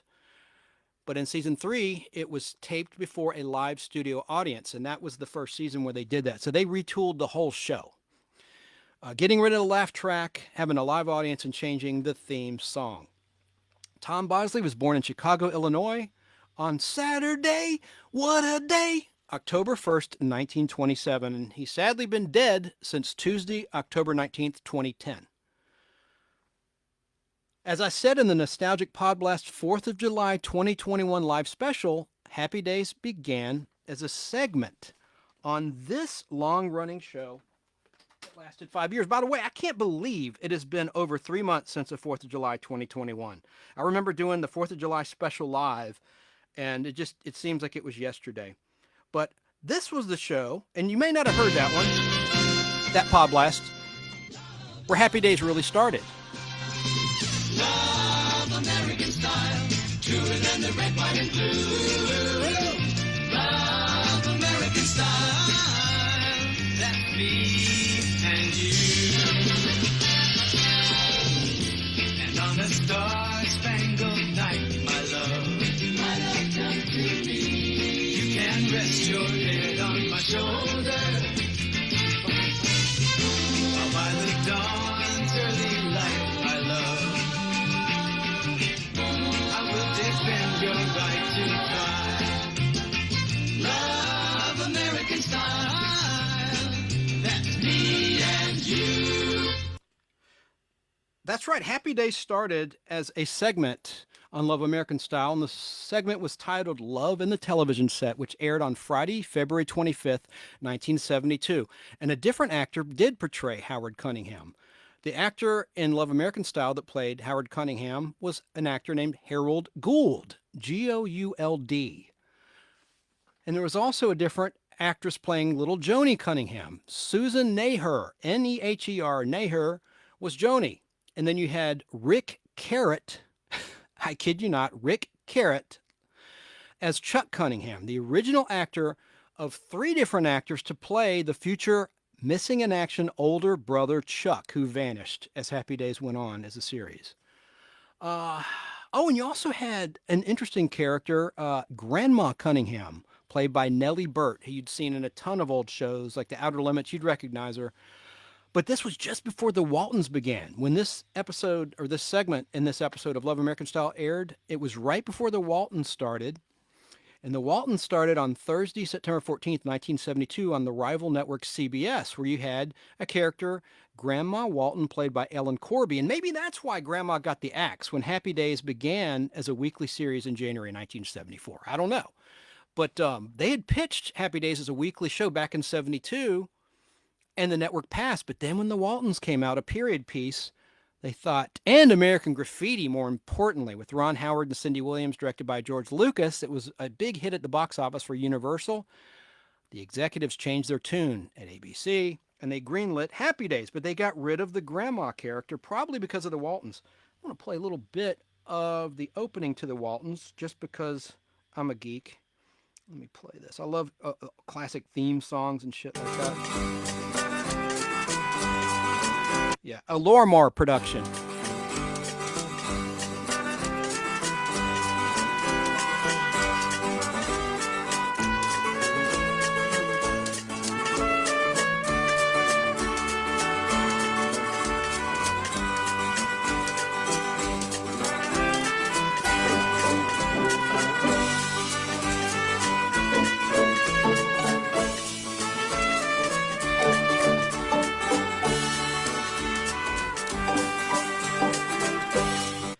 Hit show.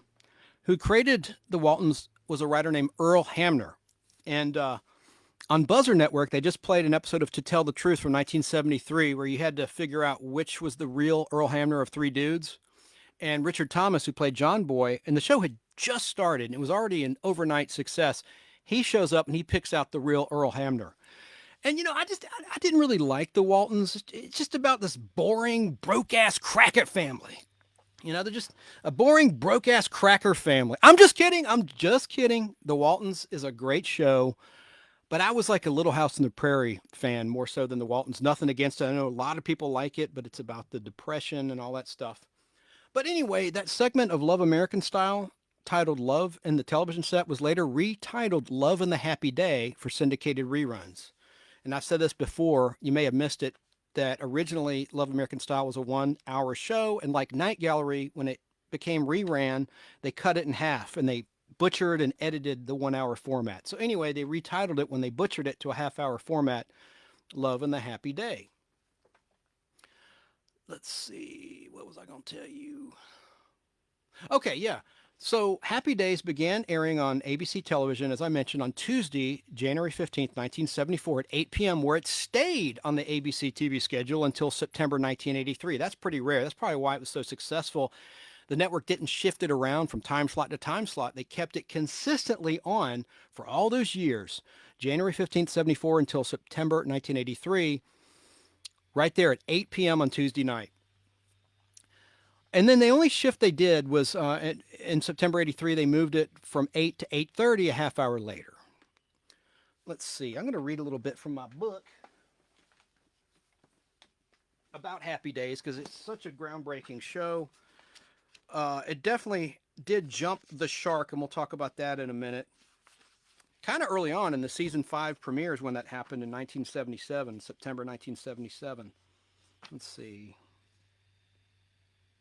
You know what? Executive decision on the spot. Well, here, it says nostalgia for the 1950s became big business in the mid-1970s, and leading the wave was this updated version of teenage life in the mid-1950s. It started modestly and built in popularity until in the 1976 to 1977 season, Happy Days was the #1 program in all of television, taking over from All in the Family. Along the way, it made a major star out of some of its supporting actors. Happy Days changed dramatically from the series that premiered in 1974. Originally, it was the story of 2 high school kids, Richie Cunningham and his pal Potsy Weber at Jefferson High in Milwaukee, Wisconsin. Howard Cunningham, Richard's father, ran a hardware store, while Chuck was Richie's college-bound older brother, and Joni, his 13-year-old kid sister. Richie and most of his friends hung out at Arnold's Drive-In, a malt shop near the school. We all know this, right? Richie was supposed to be the innocent teenager and Potsy his more worldly pal, so as not to make the show too much like Ozzie and Harriet. However, the producers added some slightly more extreme counterpoint in the person of greasy-haired motorcycle kid Fonzie, Arthur Fonzarelli, the Fonz. Hey, sit on it! And that was a move that made the show a hit. At first, he didn't have that leather jacket. He had just like a windbreaker jacket. Instead of the fairly hackneyed Richie-Potsy relationship, the show came to center on the relationship between the cool dropout Fonz and the straight kids represented by Richie. Henry Winkler made the character of Fonzie three-dimensional, vulnerable, as well as hip.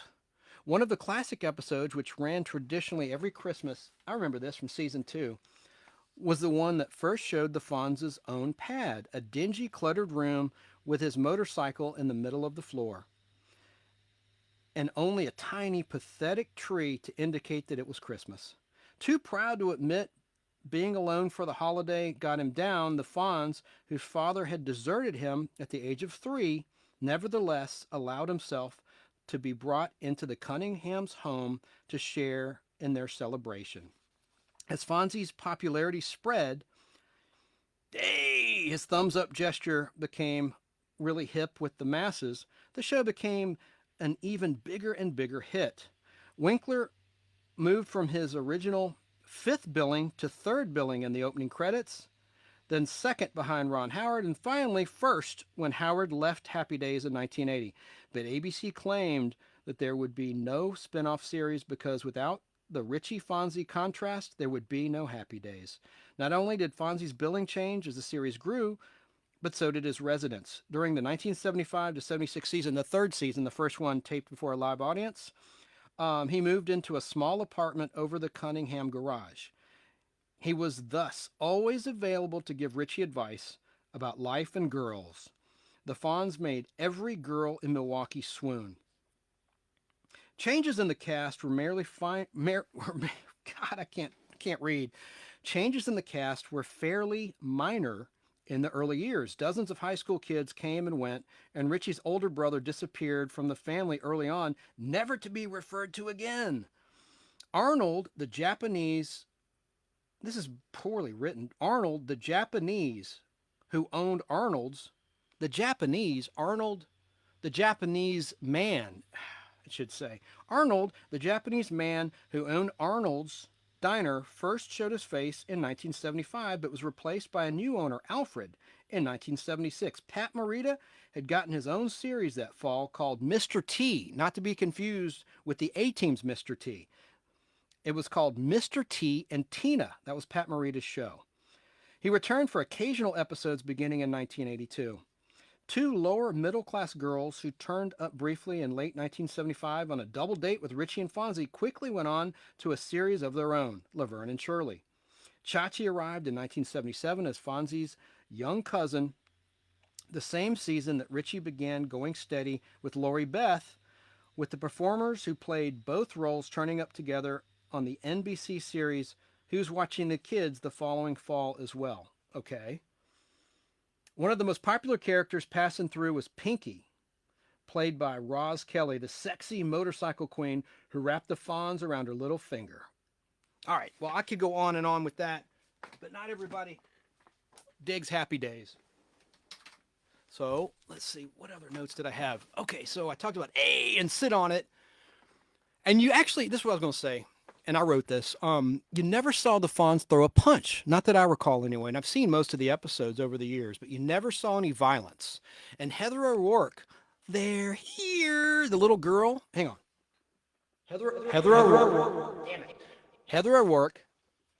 They're here. That was pathetic. In Poltergeist, first was on Happy Days. Of course, she was Carol Ann in that movie, but she also played the daughter of a woman Fonzie was dating in the later episodes. And for me, when Happy Days changed his t-shirt, it was white with a black leather jacket. When it changed to a darker one, that's when the writing kind of sucked, and it was towards the end of the episode with Ron Howard, and it just literally jumped the shark. And speaking of jump the shark, that was, let's see. Yeah, Tuesday, September 13th, 1977, there was a 1 hour season 5 premiere titled Hollywood, which was concluded the next week. So it really was like a 90-minute episode altogether. The first part was 1 hour, and the conclusion was a half-hour show, a regular half-hour length episode. That was the episode where Fonzie literally on water skis jumps a shark. Okay, so that was kind of a crappy one, but I got to give credit where credit's due. Happy Days had 255 episodes produced over 11 seasons. And check out these spin-off shows. As I mentioned, Laverne and Shirley, Mork and Mindy, and the terrible Joni Loves Chachi, which I think lasted 2 seasons. And there was a cartoon version. Plus there was some other lesser-known spin-offs as well. Now, next on the birthday list, Tommy Lee is 60. The musician and founding member, see what I did there, of Motley Crue was born October 3rd, 1962 in Athens, Greece, to father David Lee Thomas Bass, an American U.S. Army sergeant. Tommy's mom was a Miss Greece contestant for the 1957 Miss Greece Beauty Contest. Tommy Lee received his first drumsticks when he was 4 years old and the first proper drum kit when he was a teenager. He dropped out of high school to pursue a career in music, starting with the LA club band Suite 19. Like a suite, like a hotel suite. S-U-I-T-E, Suite 19. As a teenager, he listened to Led Zeppelin, Van Halen, Cheap Trick, Kiss, AC/DC, and Sweet, like Sweet Tea, S-W-E-E-T. Not like Suite 19, like a hotel suite.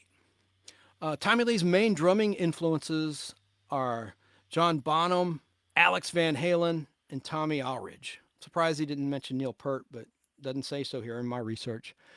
Now, we talked about one of his ex-wives last week, Heather Locklear. But did you hear that Tommy Lee actually bought an extra home in Georgia? That's right. Tommy Lee bought a home, and it's located on Beaver Ruin Road.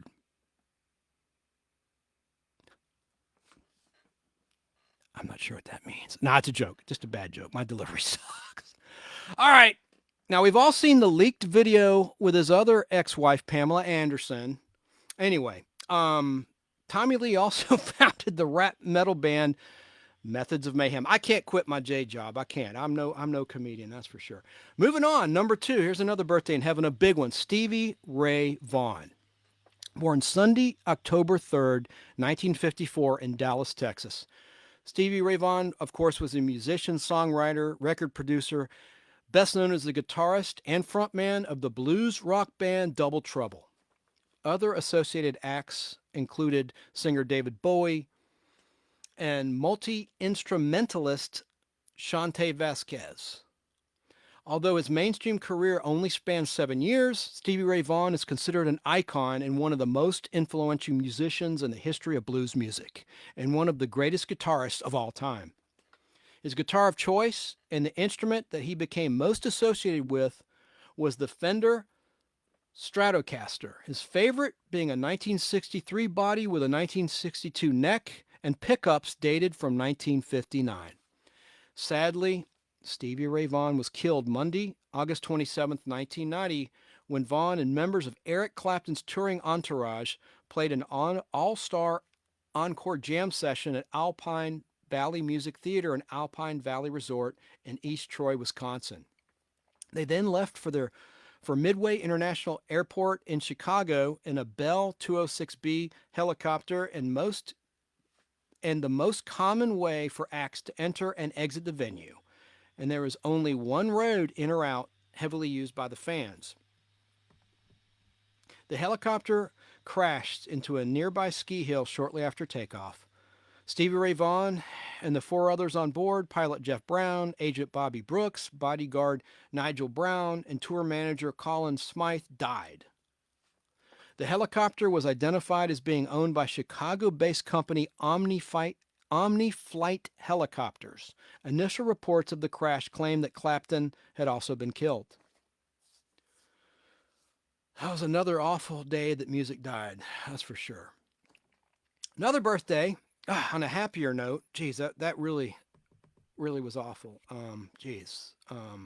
Over 30 years ago, well over 30 years ago, but he was one of the best, Stevie Ray Vaughan. Another birthday, Lindsey Buckingham, the pain in the ass that Fleetwood Mac couldn't take anymore, is 73.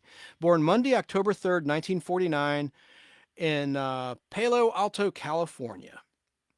I did like his Holiday Road song that he did in the first National Lampoon Vacation movie, as well as a song Dancing Across the USA in that same movie.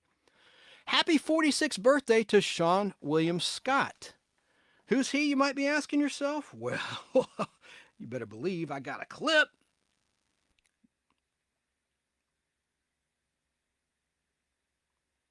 Beaver Ruin Road. Here's a little compilation for you.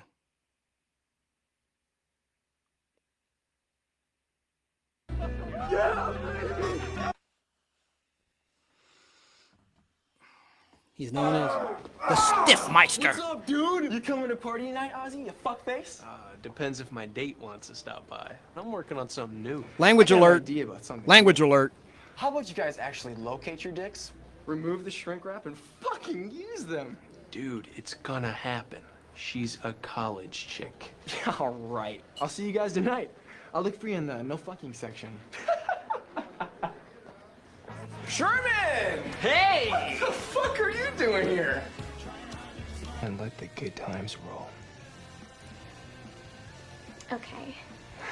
All right.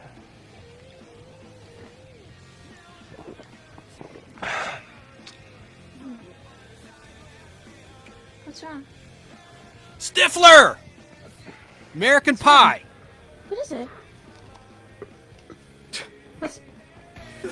Nice. Oh, Jesus. Stifler, how much did you drink, man? Hey, Stifler. How's the pale ale? You. So, that's right. He's the hysterical and inappropriate Stifler from the American Pie comedy movies. Happy birthday, bud. Sean, which is spelled with 2 N's, ironically, Sean William Scott was born Sunday, October 3rd, 1976 in Cottage Grove, Minnesota.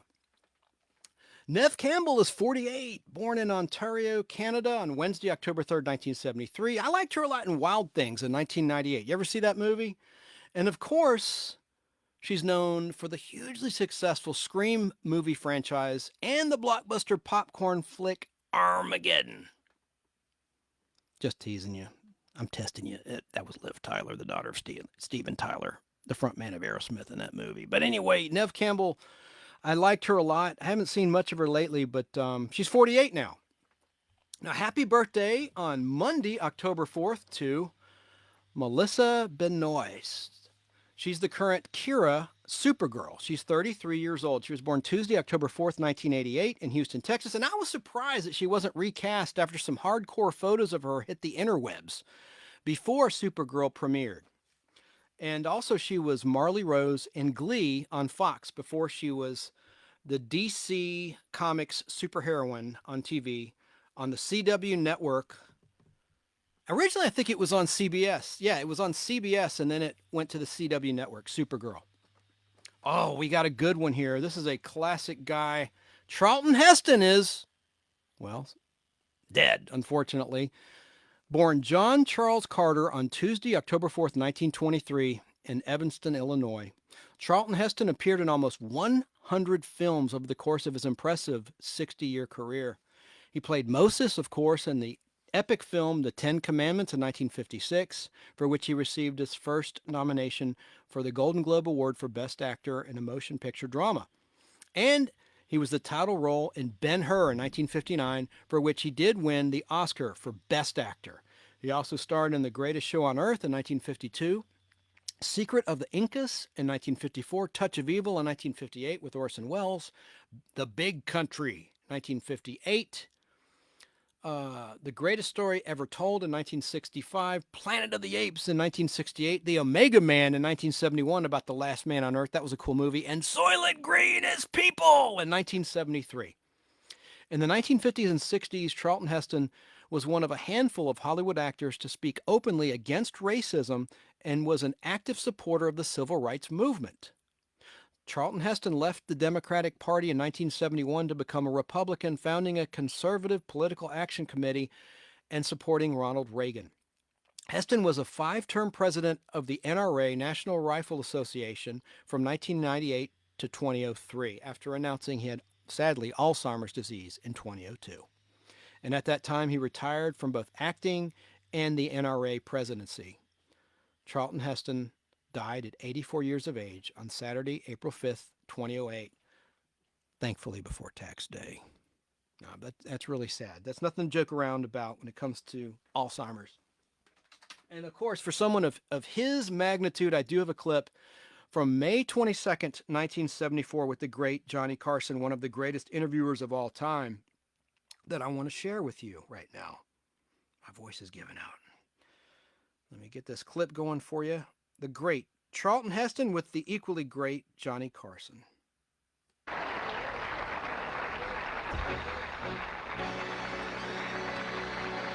My next guest, you all know, he's had more than 35 starring roles in motion pictures. He has an Oscar and numerous international awards. One of the most distinguished members of the motion picture colony. Would you welcome Charlton Heston? Oh, yeah.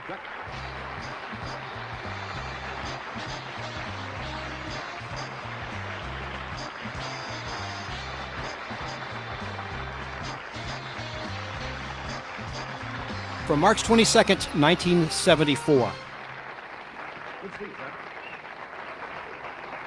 Your serve. Your serve. Love 40. I swear, I can start introducing you as a tennis player instead of a motion picture star. I picked up a copy of Tennis World today that just came to the house and was thumbing through it, and there you were down at There you go. down at Fort Lauderdale when you had the thing for the Motion Picture Relief Fund down there. And not, 2 weeks ago. We were down at La Costa together. La Costa. You play a pretty mean game. I'm not up to your game yet. Well, we all, of course, what you have to bear in mind, we're all just hackers. Right. Compared to the players, none of us can play. I think one of the most important things I've learned playing tennis the last few years and the experience I've had playing with players, right, with the great players, is an appreciation of the levels of the game. Tennis has been exploding over the past 10 years. I think there are, what, something Don't you like love his 20 voice? million players It's incredible, in the country now. Incredible. And I think almost all of them imagine there are 3 levels of the game. Them, the best player in their club, and Rod Laver, you know? Yeah. And in That's the fact, top. there are about 17 levels of play in the game. And as I'm sure you would agree, the opportunity to be on a court with the likes of Emerson or Smith or Newcomb or Laver. We played against Clark Graydon down there, and Emerson and Newcomb were down there that day and stand. It was incredible. It's a lot of fun. It sure is. You know, I was thinking of something today, and this may sound kind of weird. I was going down the list today, and I see the names of the people, Lucille Ball, and I said, Charlton Heston. And I wanted to say, you know, you look, this sounds dumb now, you look like Charlton Heston. Now, you know what I mean? Now, the name fits. No, what I'm saying is, the name fits the way you look. You have that commanding presence, and the name Charlton Heston. Absolutely. He says doesn't it, look you like see. Don Gicho de Aula. No. He looks You like see, Charlton Heston. if this was Murray. No, he's not. Murray. Just think about that for change. Murray Heston. But he looks like his name. Now think, Humphrey Bogart, I was thinking of people. Now, if a guy named Bogart came to the studios, and you didn't know his first name, no one in the world would sit around and say, let's call this fellow who talks like this Humphrey. You say, Sam Bogart? Bill Bogart? That's what I meant. You don't look like your seat. Right, but not. That's why you look like your name. Now, you look like your name. Italian, right? Dom. Dom, yes. But- Domenico DeLuise, yes. But Matthew. Matthew, no. Matthew Deloise. You see, it doesn't work. You see what I mean? Is that your real name, Johnny Carson? Yeah. Well, I must Lord say heaven. you look like Johnny You Carson. really do look like He is Johnny Carson. I of am. course. I mean, It sounds like a dumb thing, but it's And true. is Charlton Heston your real name? Absolutely. No kidding. I remember it's not. One of the most humiliating and agonizing experiences of my life. was Tell when us I- about it. In front of all these people. Sure. They are not listening. Yeah. They're lying in bed. It's nice to hear those moments, you know, because we don't think we think you just part the sea, and you know, I like to hear one of You yours. should see how many tries it took. But I was about 12 years old, and I went to a new school, moved to a new town. And I went in school, and, you know, the teacher calls the roll the first day to connect the names with the faces. And she got to my name, and she's reading, and she said, Charlotte Heston. And she said, Charlotte Heston? And she said, where's the little Heston girl? Now, I can imagine. I got into 3 fights that day. And I can imagine how long that must have gone through the school year, because kids at that age can be very cruel Oh, it without ruined the realizing whole they're year. cruel. It was with realizing. Yeah. Oh, that's murder. That's murder. I want to ask you something. I mentioned of all the pictures you played in. Your Three Musketeers is now out, and I understand, Opening and the 20th, opening, and I understand it's an amazing and a fine picture. I had a marvelous time in it. Do you remember those movies, The Three Musketeers and The Four Musketeers? They were shot at the same time in England by Richard Lester, who had directed some of the Beatles movies like Hard Day's Night. And he took over Superman 2 from Richard Donner when Warner Brothers and actually the producers, the Salkinds, they weren't so kind. They fired Richard Donner. Anyway, so I just want to reference that, the Three Musketeers that they're talking about. Not so well known of a movie Lester, franchise. And for once, I'm not playing one of the main cheeses. I play Cardinal Richelieu, who's the villain, and I had great fun in it. Back in a costume and in a period picture. Well, right? yeah, I do a lot of that. The unusual thing about Richelieu for me, I've played a lot of historical characters, but Richelieu was the only guy I've played who had a bigger nose than I did, so I got to wear a false nose, which is kind of fun. You know? Yes, they are. Yeah. I never thought of that. That's true. You see, that's another thing that you can play. You can play that kind of a role. You look the part. When you played Moses in the Ten Commandments, that was believable. And if you'd put a lot of other actors in there, it just wouldn't come off. When I That's played true. Ben-Hur, they never suspected the race was fixed. They I thought didn't know that. Yeah, there you are, you see. Do you enjoy doing a lot of actors, I think, would feel uncomfortable doing Roman with the togas and so forth, but you don't feel that way in It a 10 is because hard. It is hard, Yeah. but you have to be a really good actor and a very big actor, which is fortunately what you have to be commanding. There are a lot of marvelous actors who are not comfortable, and I suppose maybe therefore not effective in period parts, who an offhand example, Steve McQueen is, I think, one of our best actors. Paul Newman's another, but neither of them has ever done... Now, that's what I mean. You see, if you put Paul Newman in say, in an English wig and had to play an English lord or something, it just wouldn't quite seem right because of the physiognomy of the face or something, and then probably the fact that he feels uncomfortable. That may be part of it. I Yeah. don't know. But I've done, well, I was trained for that kind of thing. On the stage, I've done a lot of period parts. I suppose it's an odd thought. I guess I've done more period parts than any other actor in the country, which... Aren't you comfortable, though? I mean, you look very comfortable, and you make us comfortable. Well, I think it's... A lot of actors are bugged by the wardrobe, you know, but Putting you've on got all the the costume, costumes. yeah. And you see them between the takes, they take off as much of the outer part as they can because they can't sit down comfortably in it. But you've got to make it feel like clothes, not wardrobe. This sounds really ridiculous. I'll really get a reputation as a freak. But when I'm doing a period part, I often wear some of it home at night. Get out of here. No kidding. No kidding. Swear. Is that Emmett? Scout's on it. No kidding. I can see you driving down the freeway. I can't imagine him, saying... Well, I don't mean the whole bit. Just part of it. Like when I played Michelangelo, you can wear the tights and a shirt home at night. And that's... Feels comfortable. In the first place, Elizabethan wardrobe is some of the greatest wardrobe ever developed. Who did that wonderful story, and I don't know if it's apocryphal or not, when Victor Mature was doing some gladiator picture, and they went to some bar. They told it on the show. Some other guy... Oh, with Jim Backus. Jim Backus. Oh, yeah. And they went to some bar, and they had all of the stuff on with the thing on the helmets and so forth, and they sat down. And the bartender just didn't recognize them because they had all the beards but the helmets and the things hanging. And he looked at him, and Mature looked over and says, "What's wrong? Don't you serve servicemen?" Broke him up. I've got to do this word in Toyota. Small car specialist for 40 years. Toyota. Here's the very end of the clip. This gives me a chance to take a break. I had to We are back. Is that all we have is a minute? Get some coffee. I'm sorry we got behind time tonight because some other things I wanted. First of all, I wanted to tell you that the Cagney thing that they did the other night, the Melbourne American Film Institute was celebration, great. wasn't it? That was a rather an emotional evening because I've never seen that many stars of Hollywood come to an affair like that genuinely for the man. They didn't come for themselves, they came for Cagney. A lot of times they go, they say, "Oh, it's marvelous. exciting, we're going to see each other," but that was great. Yeah, we were all very happy about that in the American Did you Film ever have a chance to work with him at all on anything? Never did. He was still working when I first came to Hollywood, but I never had the good luck to work with him, which is my loss. Yeah. He's one of our great... He's retired now, and I have met him a couple of times, and I would never intrude to say, "Come on the show," because he really means what he says, you know. He says He doesn't want to. He doesn't really want the exposure, and he feels uncomfortable with it, and I think that's great when you had that kind of a But he career. was sure marvelous the other night, wasn't he? A lot of style. A lot of style. A lot of style, that's it. Thank you for coming tonight, Chuck. I hope we meet soon on the tennis court. Either in front of your microphone or across the net. Hey, I great. hope so. Thanks, Chuck. Thank you, Dom. I'll see you by the hedges. Goodbye. Tony Newley will be here Monday night. That was Dom DeLuise, by the way. Garrison, Bob Newhart, Florence Henderson, and Dick Martin with him. Thank you for being with us. Good night. So you heard him say that Charlton Heston is his real name. Well, according to my research, he was born John Charles Carter. So he fibbed there. But I love Charlton Heston as an actor, and it's a madhouse! A madhouse! It's a madhouse! A madhouse! Planet of the Apes. What a great movie. This is a very brief clip of Charlton Heston before I move on from 1997. Very, very brief, trust me, but it's important. And he's talking about making Ben-Hur and the Ten Commandments. Let me load it up for you. Here we go.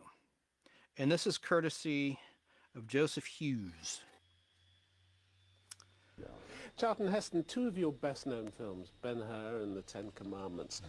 What was it like, when you look back on them, what was it like? Under 3 minutes. Extraordinary epics like that, so many people, huge cast. Yes, and El Cid too. I suppose three of them you would call were all huge physical pictures of the You kind. didn't get onto that set first, those sets, did you? Yeah, sure. It's valuable to do, it really is. But those are the sort of pictures that can't be made anymore. Why? Why do you say that? Oh, cost. A good example, my son, as a director, made a picture last year, year before, with no names in it. and some kids, and it cost $23 million. Now that's more than twice what Ben-Hur cost. And Ben-Hur, when it was made, was $14.7 million, most expensive movie ever made. They could never do those films now. But To look do what it Ben-Hur got back. Look what it got back. Oh, Look yes. at the awards. Look at the Yes, play. but to do Ben-Hur now, I'm not saying it wasn't a successful picture. I'm saying you couldn't remake it. If they could have, they would by now. And I could play the Jack Hawkins part. It was a pretty good part. But to make Ben-Hur now, made originally for $14.7, would cost $212 million, they said. Now, you can't do that. Fox is very sorry they spent that much on Titanic. That heart-stopping action scene, the chariot race in Ben-Hur. When you look back at that, what do you think? What was that like to make? Actually, once I'd learned to drive the chariot, it was kind of fun. I took my little son and riding around a lap or two. My wife rode in it. Besides, I knew I was going to win. That's a big It's thing. always a help, isn't it? That helps. But how worried were you? Because these stunts are dangerous. No, I didn't.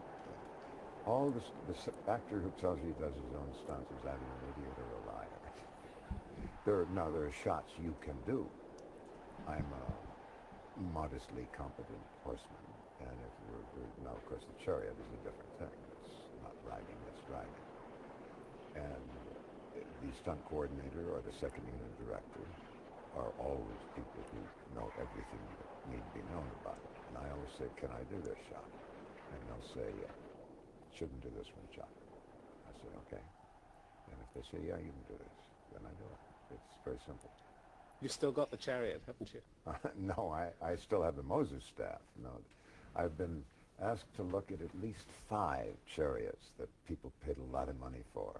None of them is yet the chariot that I drove. What a legend. And clearly he still had his wits about him there in 1997.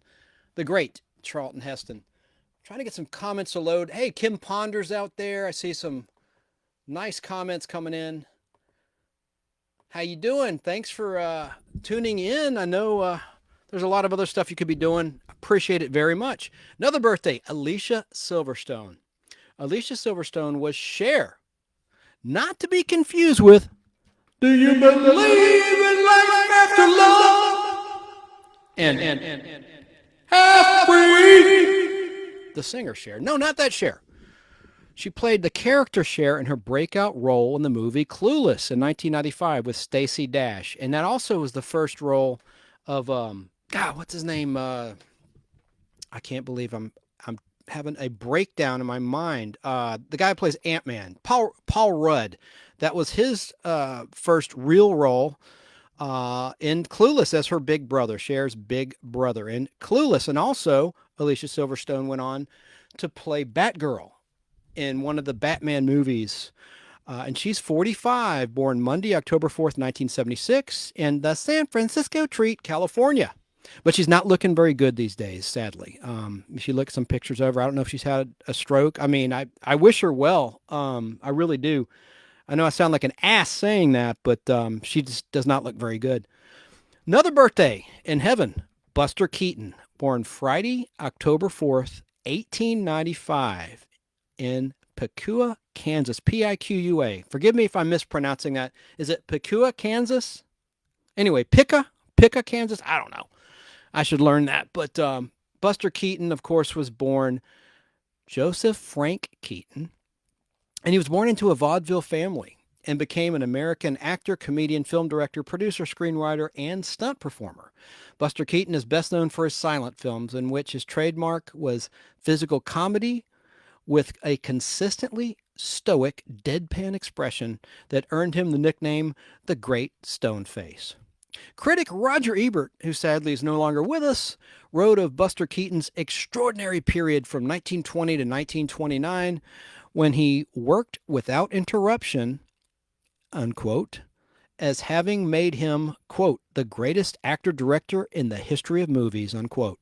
In 1996, Entertainment Weekly recognized Buster Keaton as the 7th greatest film director. And in 1999, the American Film Institute ranked Buster Keaton as the 21st greatest male star of classic Hollywood cinema.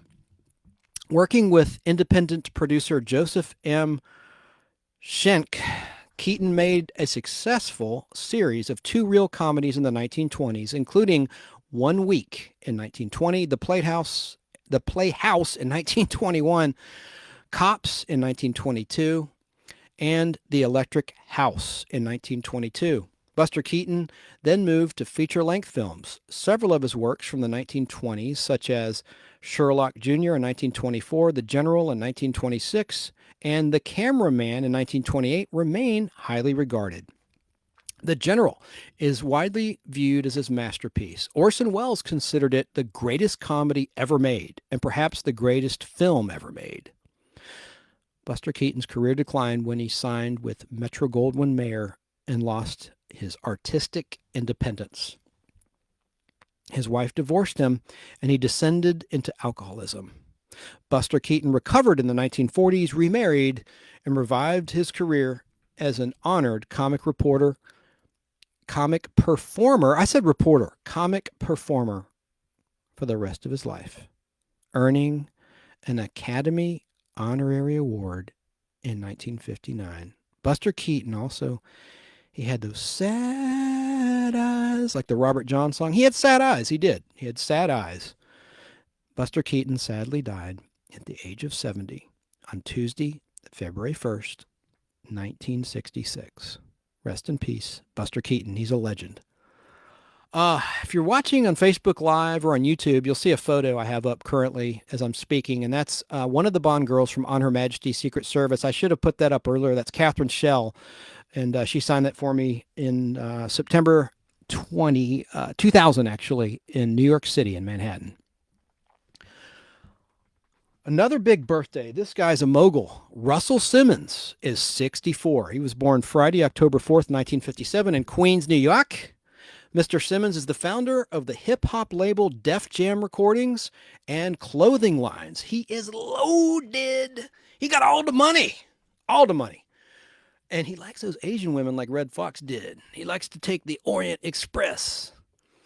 Russell Simmons is a pioneer, and I wish him an awesome birthday. Not that he needs my piss-ass well wishes. He's doing just fine on his own. Author Anne Rice is 80 years old, born Saturday, October 4th, 1941 in New Orleans, Louisiana, and she wrote the Vampire Chronicles books. Another author, Jackie Collins. She's no longer with us. She's the sister of Joan Collins. She was born Monday, October 4th, 1937 in Hampstead, England. And of course, she was an English romance novelist and actress. Jackie Collins moved to Los Angeles back in 1985 and spent most of her career there. She wrote 32 novels, all of which appeared on the New York Times bestseller list. Her books have sold more than 500 million copies. 500 million copies, and have been translated into 40 languages. 8 of the Jackie Collins novels have been adapted for the big screen, either as films or television miniseries. Okay, so 8 of her novels have been adapted for the screen, either as films or television miniseries. And I didn't know that her sister, Joan Collins, her younger sister, is a dame.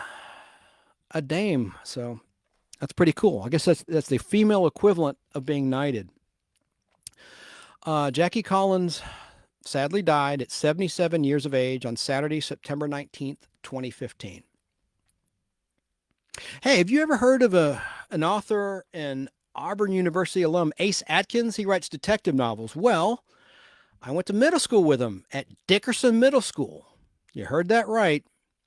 Dickerson Middle School. Dickerson. It's kind of fitting for me. Anyway. Birthdays for Tuesday, October 5th include Kate Winslet, who turned 46. She was born Sunday, October 5th, 1975, in Reading, Berkshire, England, best known for her role as Rose in Titanic, which I call Titanic because of a certain scene. And Winslet, all kidding aside, has been recognized by the Academy of Motion Picture Arts and Sciences for the following performances. Best Supporting Actress in a Supporting Role for Sense and Sensibility in 1995.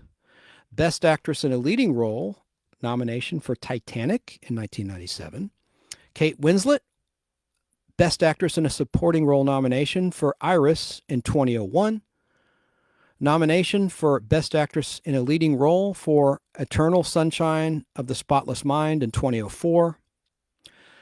Nomination for Best Actress in a Leading Role for The Little Children in 2006. And a win for Best Actress in a Leading Role for The Reader in 2008. And finally, in 2015, she was nominated for Best Actress in a Supporting Role for Steve Jobs. Here's one, a gentleman I worked with, and I really like his acting a lot. Guy Pearce is 54 years old. He was born Thursday, October 5th, 1967 in England. But he's categorized as an Australian actor, musician, singer, and songwriter. Guy Pearce started his acting career portraying Mike Young in the Australian television series Neighbours.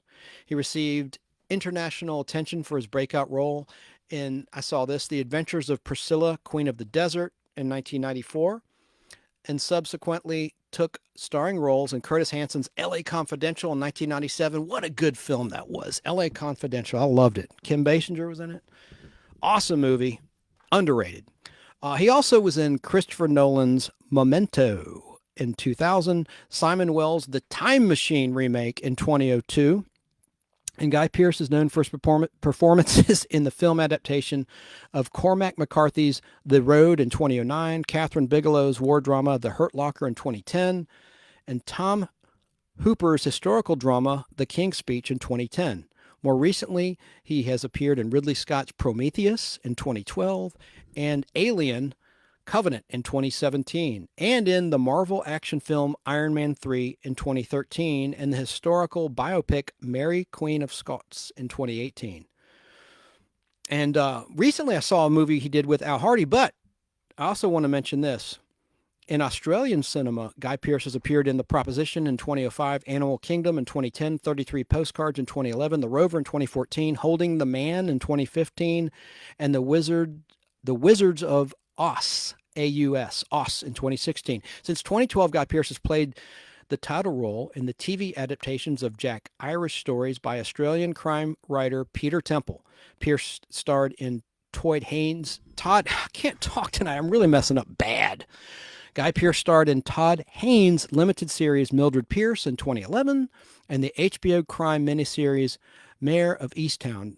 Guy Pearce won a Primetime Emmy Award for Mildred Pierce and has received numerous award nominations, including a Golden Globe Award, 3 Screen Actors Guild Awards, and an Australian Academy Film Award. Now, this article doesn't even mention this great movie I acted in with him, and we shot this scene in Noonan, Georgia in 2011. And Guy Pearce in this movie, Lawless, played a real bastard, a crooked and psychotic lawman named Charlie Rakes. And this is all based on a true story. The shooting title was The Wettest County in the World, and it was about the Darabont brothers who were making moonshine. And this is all true story, and it's a great movie. And I played his henchman in a little scene where I tarred and feathered a bootlegger. And Lawless also starred Jessica Chastain, Tom Hardy, Gary Oldman. You know, I never can remember his name, but man, what a versatile actor. He's kind of an everyman, Gary Oldman, and the troubled Shia LaBeouf, among other top talent. And Guy Pearce gave me acting tips on the set like this. Here's some bad language, but he said it. He goes, Chance, my character's a fucking cunt. Understand? Yes, sir, I do. So happy 54th birthday to Guy Pearce. And I can't believe that he even mentioned Lawless in his list of credits. That was a great movie. And the director is Australian. And I really appreciate that opportunity. Got a quick clip, not of Guy Pearce, but of this guy and some commercials. Let's see. Does the name Ray Kroc, C-R-O-C, mean anything to you? Well, you may be asking yourself, who the hell is that? Well, Ray Kroc is the founder of McDonald's Hamburgers, and he was born Sunday, October 5th, 1902 in Oak Park, Illinois. Ray Kroc purchased the fast food company McDonald's in 1961 and served as its CEO, Chief Executive Officer, from 1967 to 1973. Kroc is credited with the global expansion of McDonald's, turning it into the most successful fast food corporation in the world. Here's a very brief, it's under a minute long interview with Ray Kroc, in his own words, talking about why McDonald's is successful. And this, I just love success stories like this. And there was a great movie we'll talk about that chronicled his life. But first, let me see if I can get this to play really quickly for you. To me, it was all. Here we go. To me, it was all inclusive. It was Irish to the Irish. It sounded McDonald's. Scotch to the Scotch. It was a typical English-American word. It flowed. McDonald's. It was easy for the kids to say and remember. And I liked the sound of it. It sounded wholesome and it sounded genuine, you know? I don't like these gimmick-type names, you know. Burger this and burger that and all that kind of stuff. McDonald's, it's got a nice sounding name. It sounds like Tiffany's. And I think we are the Tiffany's of the hamburger. Isn't that great? He was referring to Burger King, Burger Chef, obviously. By the way, John Hillcoat directed Lawless. I didn't mention that. But Ray Kroc. And the movie The Founder, released December 7th, 2016, starred Michael Keaton as Ray Kroc. It's really good. I'm going to play a little clip from the trailer, actually the whole trailer, it's very brief, of The Founder, the story of Ray Kroc. I know what you're thinking. How the heck does a 52-year-old, over-the-hill milkshake machine salesman build a fast food empire with 1,600 restaurants and an annual revenue of $700 million? One word: persistence. Prince Castle Sales. Hi, Jim. Ray, how's it going down there? Good. Swell. A lot of interest. We got an order. 6 mixers. To anyone in particular? McDonald's. McDonald's? Care for a little tour?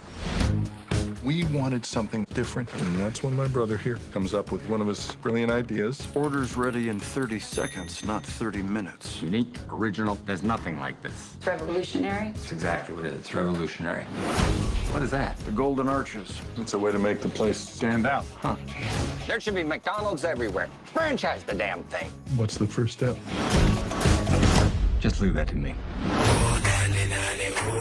That glorious name, McDonald's. I have to have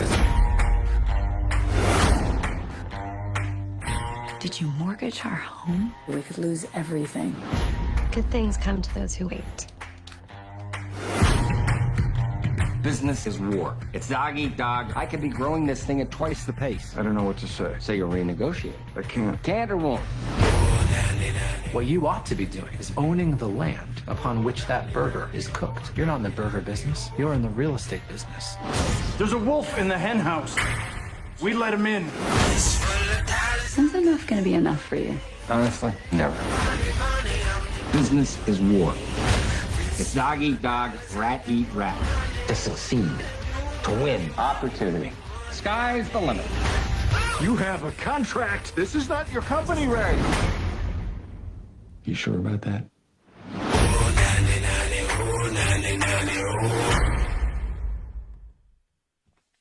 Great, great movie starring the great, awesome Michael Keaton. So, I want to play a classic McDonald's commercial, and then we'll talk about something different. And this has a very familiar actor. You'll recognize the voice. And this commercial is from 1987, I believe. I remember seeing it when it was new. I'm You say old. you're getting tired of There lettuce we and go. tomato. You'll recognize this Hey, guy. you say you're getting tired of lettuce and tomato hamburgers in this town that don't quite make it? Yeah! You say that just once you'd like your hamburger hot and your lettuce and tomato cool and crisp all at the same time? Yeah! Well, I say you got it. I'm talking McDonald's new lettuce and tomato hamburger, the McDLT. I'm talking quarter pound of beef on the hot side. And the hot stays hot. The new McDLT.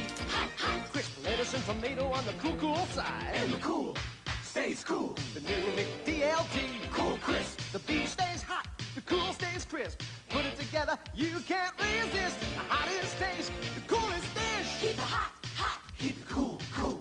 McDLT. McDLT. Hot beefy McD. Cool crisp LT. McDLT. It's a good time. Hot beefy McD. For the great taste. Cool crisp LT. Of McDonald's. Could be the best tasting lettuce and tomato hamburger ever. New McDLT. Remember the McDLT? They've never brought that back like they do the McRib periodically. But that was Jason Alexander. That's right. The future George on Seinfeld. He had hair in that commercial. By the way, he was recently on Celebrity Wheel of Fortune on ABC TV, and he dominated the game and won a lot of money for his charity. He seems like a pretty solid guy and so talented. He can do Broadway, sing and dance. He's great. But Ray Kroc died at 81 years of age way back on Saturday, September 14th, 1984. And whenever I drive by McDonald's and see that sign, over 99 billion served, I have to tip my hat to Ray Kroc. Another heavenly birthday, the great Bernie Mac. The comedian and actor was born Saturday, October 5th, 1957 in Chicago, Illinois as Bernard Jeffrey McCullough. His comedy heroes were The Three Stooges, Richard Pryor, and Red Fox. I got a clip I want to play of him. He was very, very underrated, I think. Bernie Mac started as a stand-up comedian in Chicago's Cotton Club. After he won the Miller Lite Comedy Search at the age of 32 years, his popularity as a comedian began to grow. A performance on HBO's Def Comedy Jam thrust him into the spotlight. After Martin Lawrence was unable to calm an increasingly hostile crowd, Bernie Mac went on stage and famously said, "I ain't scared of you motherfuckers!" Just a quote. Telling the audience that he, quote, didn't come back here for no foolishness, unquote. Bernie Mac's comedy and fearlessness on stage cemented his reputation with fans and colleagues. Bernie Mac opened for Dionne Warwick, Red Fox, and Natalie Cole. And Bernie Mac joined fellow comedians Steve Harvey, Cedric the Entertainer, and D.L. Hewley in the film The Original Kings of Comedy. After briefly hosting the HBO show Midnight Mac, Bernie Mac appeared in several films in smaller roles. His most noted film roles were as Frank Catton in the 2001 remake of Ocean's 11, remember that?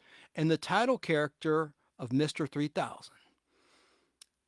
He was the star of his show, which ran from 2001 through 2006, earning him 2 Emmy Award nominations for Outstanding Lead Actor in a Comedy Series. Mac's other films included starring roles in Mo Money, Booty Call, Friday, Life, The Players Club, Head of State, Charlie's Angels Full Throttle, Bad Santa, Guess Who, Pride, Soul Men, Transformers, Old Dogs, and Madagascar, Escape to Africa, among others. Bernie Mac sadly died from complications of pneumonia at the age of 50 on Saturday, August 9, 2008. Now here is a cool interview with Bernie Mac and Chris Rock from way back on August 18th, 2000. This is pretty funny, and I don't think it's very long. Why am I making excuses? Here we go. I read that Chris Rock has COVID. I hope that's not true. I read about a week or so ago that Chris Rock had COVID-19. I need to do some research on that. Hopefully that's not true or that he's doing okay. All right, here we go. Here's the interview.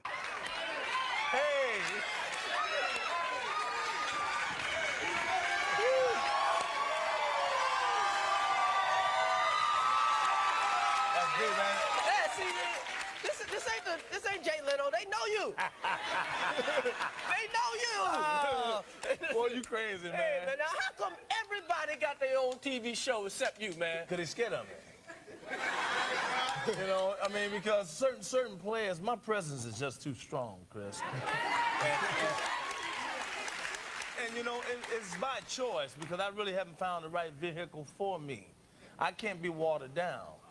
See, and they, you know... You the uncut thumb. Oh, yeah. Oh, yeah. They don't want to see me like that. Because I see some whack-ass brothers with some TV shows. Well, you know, they give out TV show like government cheese, you know what I mean? Everybody got a goddamn show.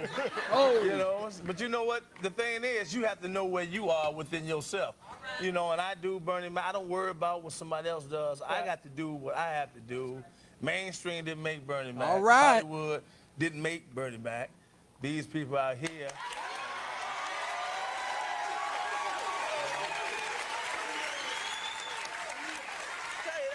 You been around forever. Yeah, Every time she comes to Chicago, Bernie Mac right there. Yeah, yeah. Come on, brother. You no want to get dinosaur. some chicken?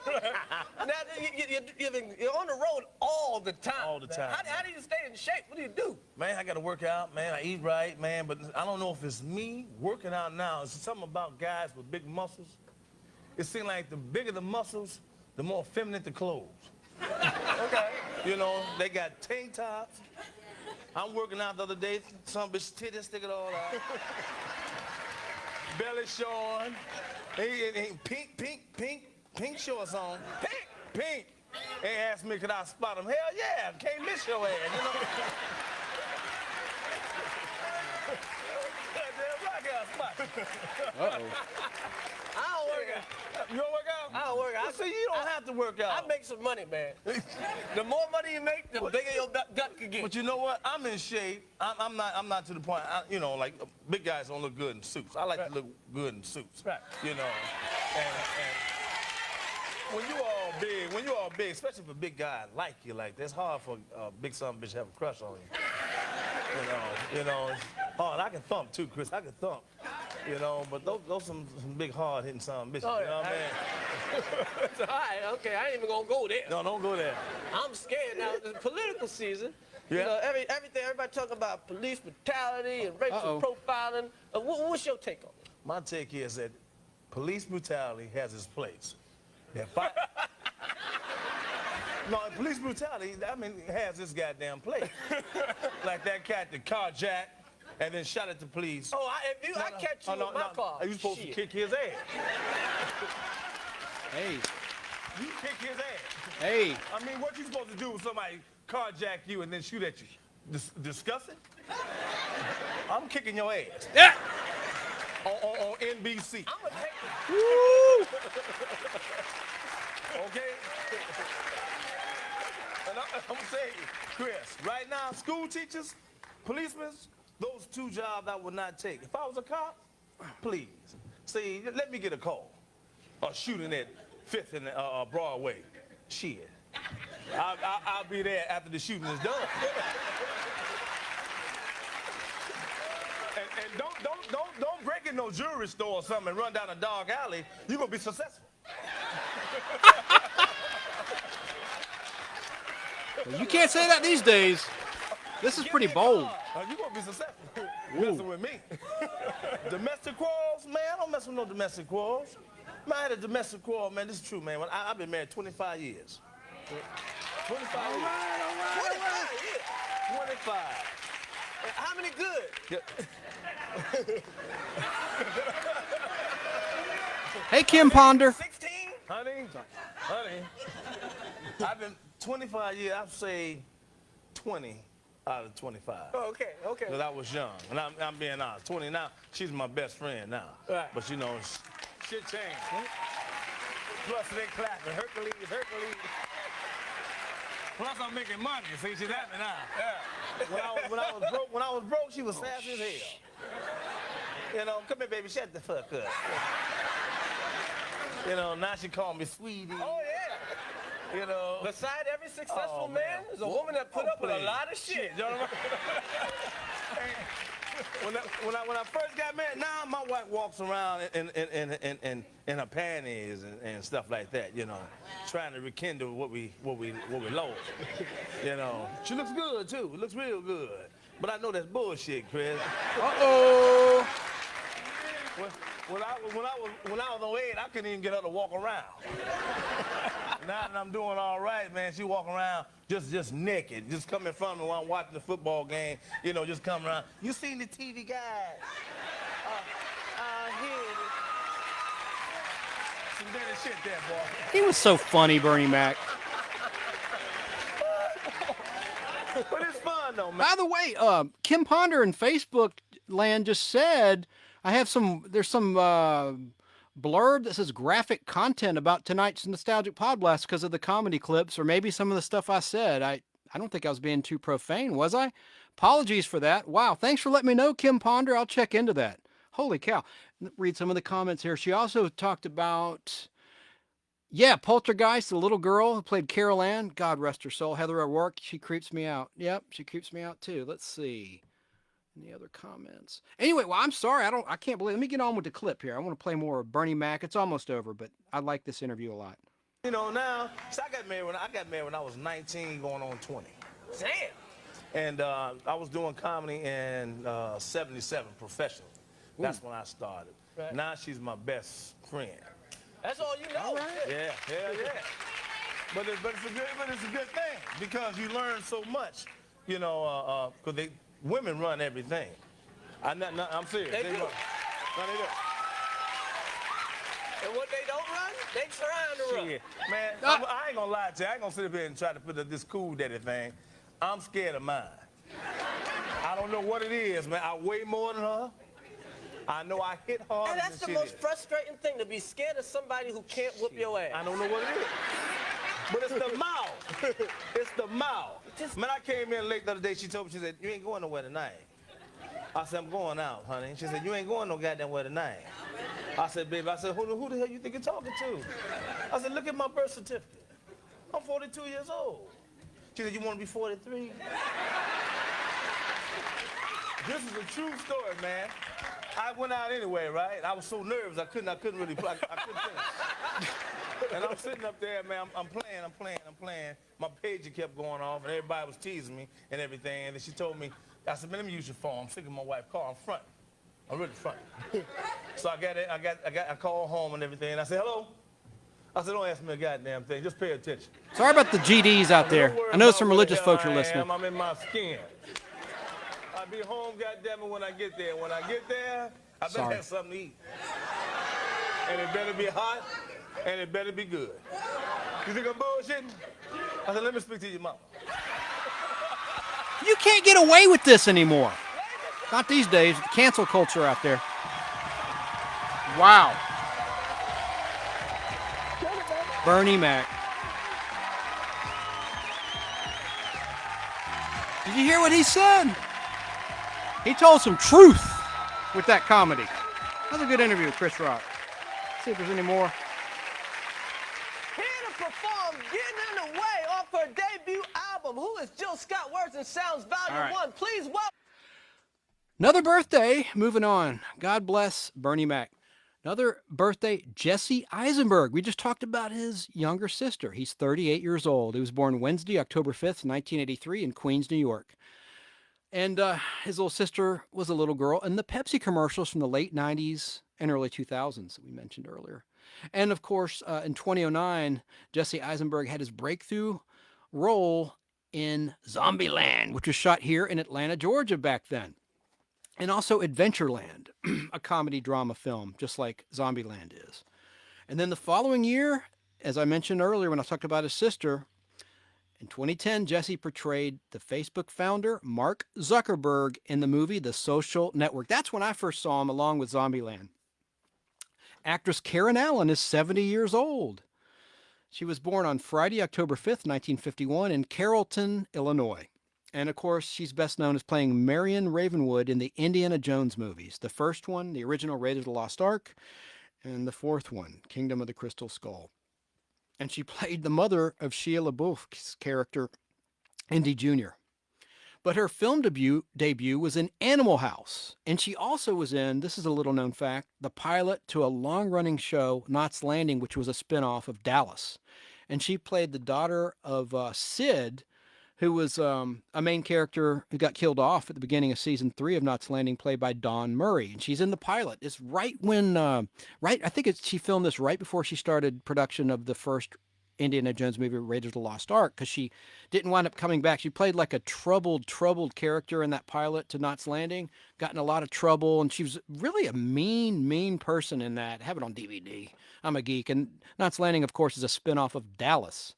It spun off during season 3 of Dallas. Yes, season 3 of Dallas is when Knots Landing spun off. So happy birthday to her. She also starred in Starman in 1984 with pre-dude Jeff Bridges, and she was in Scrooged in 1988 with Bill Murray, directed by Richard Donner, who passed away in 2021. It's a good Christmas movie, Scrooged.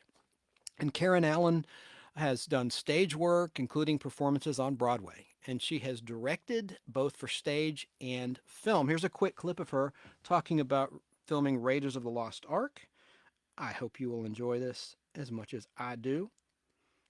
And I like her acting a lot. Do you remember her in Animal House? She was smoking reefer with the professor played by Donald Sutherland. Anyway, yeah, here's a clip of her talking about Raiders, which was shot in 1980. I met Steven. We just met, had a conversation, and then he flew me to Los Angeles several weeks later, and I did a screen test with Tim Matheson first. So we did the bar scene. I was going to swing a punch. I wanted to swing a punch, and I wasn't going to, you know, kind of do it halfway. Do that one again. Oh, I think I clipped Harrison on the chin a time or two, maybe, although I never on purpose. Those were fun. I enjoyed doing those, all the running around in the marketplace and stuff. Any moment where I could join and be useful and resourceful had meaning for me. Action, Karen. All of that stuff became a part of the character, and I was really happy to have it, as opposed to just being somebody running, you know, like scared, you know, to have, like, you know, a frying pan in my hand that I could then punk the guy in the head with and stuff. It's one of my favorite sequences, and it was born out of a problem, and that was there was no reason for my character to put on that dress. Beautiful. Very much like to see you in it. Bet you would. So Stephen I disagree. I mean, movies are made to make money and sell tickets, and you had to have something sexy in Raiders of the Lost Ark. That's why. Challenged me to find something. You know, it was sort of like, okay, well, you come up with a good reason why she would put on that dress, and you show it to me. To escape. And, you know, we'll see. So it was not difficult at all to enlist Paul, and we went into the tent and just did little improvisations together. It made perfect and sense. Out of that improvisation came this thought that what if there was a sharp knife that was there on that plate, and what if from the moment I put on the dress you see that I'm using my clothes to hide the fact that I'm going to take the knife, and that we created a little story around that. And we also thought it was kind of beautiful to bring maybe the drinking contest back into the story, and that I think I'm going to drink him under the table to be able to escape. And as we're improvising, I just thought, this is it. You know, we found it. This is just so lovely. You know, it has so many wonderful little twists and turns. And these big boots, and he's got these long, hefty pants on, and he's got the whip, and he's I'm in this little white dress. Maybe it's not as good as I thought this interview. Nothing on my legs, and of course I have to lose a shoe. Talking about the snakes. And I'm surrounded by the snakes, and it's just, you know, there was a part of me that I just thought, you know, I want the big heavy boots, I want the big heavy shoes, and I didn't want to feel as exposed as I felt in those. Karen Allen, 70 years old. Happy birthday. Clive Barker, the British author of Hellraiser, Candyman, etc., is 69 years old. Born Sunday, October 5th, 1952, in Liverpool, England. Remember that freaky movie, Nightbreed? Man, that's perfect for Halloween season. That was a freaky movie. Another birthday, Bob Geldof is 70. Remember the Boomtown Rats, his band? Remember that Up All Night, that song? Up All Night. Had that weird sound in the background, but Up All Night.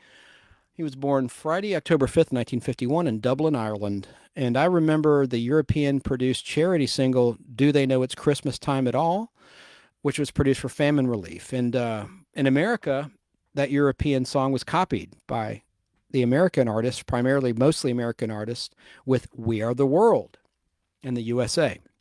And as a fundraiser, Bob Geldof organized the charity supergroup Band-Aid and the concerts Live Aid and Live 8. And he co-wrote that song, Do They Know It's Christmas Time? Do They Know It's Christmas? I call it Do They Know It's Christmas Time, but anyway, which is one of the best-selling singles of all time. Another tragic birthday, Jeff Conaway, born Thursday, October 5th, 1950 in Manhattan, New York City. You know, he should have been a bigger star. And you know Jeff Conaway from the movie Grease as Kenickie. What was it, Kenickie? Yeah. The right-hand man of Danny Zuko in the movie Grease. And, of course, he was in the TV sitcom Taxi. Jeff Conway sadly died in 2011. And I think he would have been a good choice as the male lead opposite Olivia Newton-John in Xanadu, like we talked about last week, instead of the dreadful Michael Beck, who had no charisma whatsoever and no chemistry with Olivia Newton-John in that movie Xanadu, a bad movie that had decent music. Did you know that Jeff Conway actually was married, speaking of Olivia Newton-John, to her older sister, Rona Newton-John? Yes. They were married from 1980 to 1985, and sadly, Jeff Conway was plagued by drug addiction to opioids, and he died Friday, May 27, 2011, in Encino, California, at the age of 60, reportedly from an overdose of pain medication. It's really sad. Another heavenly birthday, someone I really enjoy watching to this day on the Buzzer Network, but he's been gone since 1981, over 40 years ago. That's Alan Ludden, whom we heard a clip of earlier when we talked about George Peppard. Well, Alan Ludden was born Friday, October 5th, 1917 in Mineral Point, Wisconsin. He was the original host of the game show Password and later Password Plus. Alan Ludden, who had previously been well known as the host of the GE College Bowl, General Electric College Bowl. In the game of Password, two teams, each composed of a celebrity player and a contestant, attempt to convey mystery words to each other by using only single-word clues in order to win cash prizes. Password originally aired for 1,555 daytime telecasts each weekday from Monday, October 2nd, 1961 until Friday, September 15th, 1967 on CBS, along with weekly primetime airings which aired from Tuesday, January 2nd, 1962 to Thursday, September 9th, 1965. And also in color on Sunday, December 25th, Christmas Day, 1966, to Monday, May 22nd, 1967. They were originally taped in New York, and then they moved to California when they went to color. So they could have some of the great stars of primarily CBS shows like Mission Impossible as guests, like Martin Landau. He was in the original Password when it went to color, when they went to the West Coast. An additional 1,099 daytime Password shows aired from Monday, April 5th, 1971 to Friday, June 27th, 1975 on ABC, a different network. The show's announcers originally were Jack Clark and Lee Vines on CBS and John Harlan on ABC. There were two Password revivals later on NBC. As I mentioned, Password Plus, which started Monday, January 8th, 1979, and it ran until March 26th, 1982, which was a Friday. And then there was Super Password, hosted by Bert Convy, who sadly died at 57 years of age of a brain tumor on Monday, July 15th, 1991. And let's see, Super Password, hosted by Bert Convy, started Monday, September 24th, 1984 on NBC. And it ended Friday, March 24th, 1989, followed by a primetime version on CBS called $1 Million Password, which aired sporadically in prime time for only 12 episodes between Sunday, June 1st, 2008 and Sunday, June 14th, 2009, hosted by Regis, is that your final answer? Fieldman. Comedian, who I'll talk about in an upcoming Podblast, Chelsea Handler played the game in the final episode of $1 Million Password, hosted by Regis. And actually, Norm Macdonald played on that version of Password too. And the Buzzer Network, I plug them all the time because I love that network. It's an over-the-air free network that WAGA TV carries as a sub-channel here in the Atlanta, Georgia market, and it's everywhere nationwide. Check your local listings. But they were playing on Saturday night over the summer. Now we're in fall 2021, but they were playing last summer 2021, that show, but they stopped. They didn't play all 12 episodes. I think they played maybe 8 or 9 of them, and they didn't get, sadly, to the Norm Macdonald episode. Hopefully they'll play it because Fremantle Media, which owns Buzzer Network, owns the rights to the show.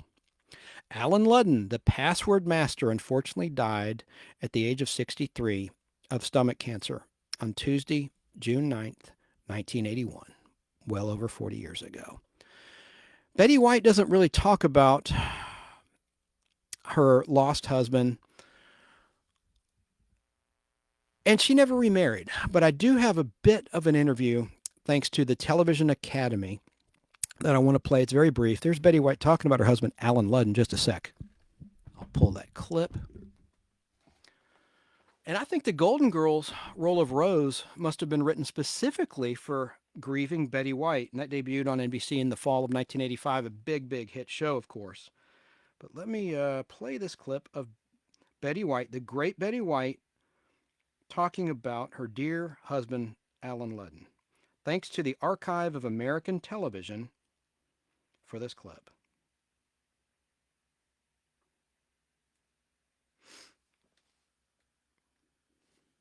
And I want to talk about... Well, with all the other game shows that were going on, Goods and Todman started a new game called Password. And it was hosted by a man named Alan Ludden. And I was invited to do the show the third week it was on. And that's when I met Alan, and he was so nice, and he had watched me on Life with Elizabeth, and I had watched him on another show he was doing, GE College Bowl. So we felt like we knew each other. What I didn't know and didn't find out till much later was, just as Password started, his wife was dying of cancer. So he would go from the hospital over, do the show, and to do a new show takes a lot of concentration without certainly that. And the week that I did Password, the third week of the show, was the week she died. And so that later that summer, our agents, you know how they are, booked us into a summer stock performance of up on Cape Cod.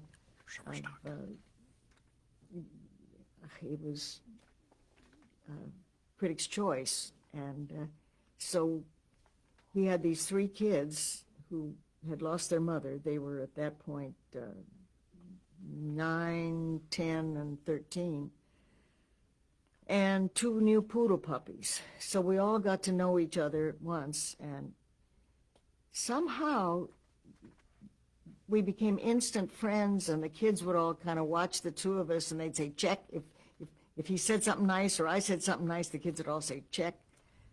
Well, we were up there for 3 weeks, and pretty soon he didn't say hello. He'd say, will you marry me? Well, it was a joke, and I'd laugh it off, and he'd laugh it off, and then pretty soon I came back home. I was going very steadily with somebody, very happily and steadily, who came to see the show, and at the end of the play, there was a big kiss when we finally made up. Well, the night that Phil was in the audience, Phil Cochran, the kiss went on, and I was trying to keep in character and just making, I heard from the third row, hi, and so we all had dinner together that night, and everybody thought it was hysterically funny, except Phil. Phil didn't think it was funny. He said, I don't like that guy. I said, everybody likes Alan Ludden. He says, I don't. He said, everybody. I said, Phil, you've seen me act with people, you know, ever since we've known each other. Not like this. Well, I guess he knew I was attracted to Alan long before I did. So that went on for a year, and Alan kept asking me to marry him, and finally it wasn't a joke anymore, and I'd get mad, and I said, no, no way. So he bought a wedding ring, a beautiful gold wedding ring with diamonds all around it. And one night at dinner, he gave it to me. He said, you might as well take it because you're going to put it on one day. I said, I am not. When I think of how nuts I was, I said, I am not, and I gave it back to him, and I said, that's it, that does it, because I was scared to death to think of moving from California to New York. Well, he put it on a chain around his neck, and he wore it so that whenever, you know, we'd go to the beach, whatever, there was this blinking wedding ring and get full of suntan oil and all this stuff. I said, I promise you. Well, finally he kept asking and asking, and he used up all his time off of Password, and he'd come to California to try to do some courting. Finally, Easter came along, and this fluffy little stuffed bunny came along with beautiful little diamond and sapphire earrings on its ears. And so when he called that night, I said, okay, yes. And afterwards he said, I'm the only woman in the world who said yes to marrying him, not for the earrings, but for the stuffed bunny. Yeah. And the only reason I said yes was because he had 2 poodle puppies. So I came to the point of regretting that year that I wasted saying no. I would have given anything to have had it back. It was a love affair. We really had. We missed 18 years by 3 days, but it was still a honeymoon. the great Betty White, who I don't even want to say it because I don't want to jinx her. I think she's great. And I'd met her on the set of The Lost Valentine, which was a Hallmark movie shot in Atlanta. I was just working as an extra, but actually I spoke with her, and she's a very sweet lady. So we have another birthday coming up, or has already happened actually. He's passed away. Donald Pleasance. Remember him? He's best known for Halloween as Dr. Loomis. I shot him in the heart! I shot him in the heart! Donald Pleasance was born Sunday, October 5th, 1919 in England, and he died at 75 years of age on Thursday, February 2nd, 1995. God, it's been that long. He was a really good actor. He did a lot of television work and other things besides the Halloween movies, but that's really what he's best known for. Another birthday in heaven, Larry Fine of the Three Stooges, born Louis Feinberg in Philadelphia, Pennsylvania on Sunday, October 5th, 1902. Larry was not only an American actor and comedian, but did you know this? He was also a musician and a boxer. Larry Fine was born to a Russian Jewish family. His father, Joseph Feinberg, and mother, Fanny Lieberman, owned a watch repair and jewelry shop. In Larry's early childhood, his arm was accidentally burned with acid that his father used to test jewelry for its gold content. On this occasion, the young Fine mistook the acid for a beverage and raised the bottle to his lips. Before he could drink any, his father knocked the bottle from his hand, splashing the boy's forearm with acid and causing extensive damage to it. I didn't know that. Larry's parents later gave Fine violin lessons to help strengthen the damaged muscles in his forearm. He became so proficient on the violin that his parents wanted to send him to a European music conservatory. But that plan was thwarted by the outbreak of World War I. Larry Fine later played the violin in the Stooge films and was the only Stooge of the Three Stooges who actually played in any scenes that showed all three of them playing musical instruments. The other two were just miming it. To further strengthen his damaged arm, Larry Fine took up boxing in his teens, winning one professional bout. His father, opposed to Larry's fighting in public, put an end to his brief career as a boxer. Larry Fine of the Three Stooges passed away from complications from strokes at age 72 on Friday, January 24th, 1975. Rest in peace. Steve Miller of the Steve Miller Band is 78. He's in the land of the living. He was born Tuesday, October 5th, 1943 in Milwaukee, Wisconsin. In 1966, Steve Miller formed the Steve Miller Band, at first called the Steve Miller Blues Band, with Miller handling the vocals. They backed Chuck Berry on his Live at Fillmore Auditorium album, released that year, and in 1968, they released an album titled Children of the Future, the first in a series of discs rooted solidly in the psychedelic blues style that then dominated the San Francisco scene. Writing in Crawdaddy, Peter Knobler called the album a triple moment of experience, knowledge, and inspiration. Boz Scaggs rejoined Miller for this album and the next one before starting his own solo career. I love Boz Scaggs. The Steve Miller Band group followed the release of their second album, Sailor, with Brave New World, Your Saving Grace, and Number 5. These albums performed respectively on the U.S. Billboard 200 chart, but failed to yield a major hit single. The highest single was Livin' in the USA from Sailor. Songs from this period are featured in a portion of the double album compilation Anthology, which includes a guest appearance on bass guitar, drums, and backing vocals by Paul McCartney, credited as Paul Raymond on Celebration and the song My Dark Hour. Steve Miller established his persona of the Gangster of Love from the Sailor album and Space Cowboy from the Brave New World album, which were reused in later works. Oh, I have one of their albums on CD I want to show for the camera. It's just greatest hits. And I got something to say about that CD in a second. Let's see. Oh, did it fall? Okay. Let's see here. I love Space Cowboy too. That was a great, great song. In 1973, The Joker marked the start of the second phase of Steve Miller's career. This work was less hard rock-oriented and simpler in composition.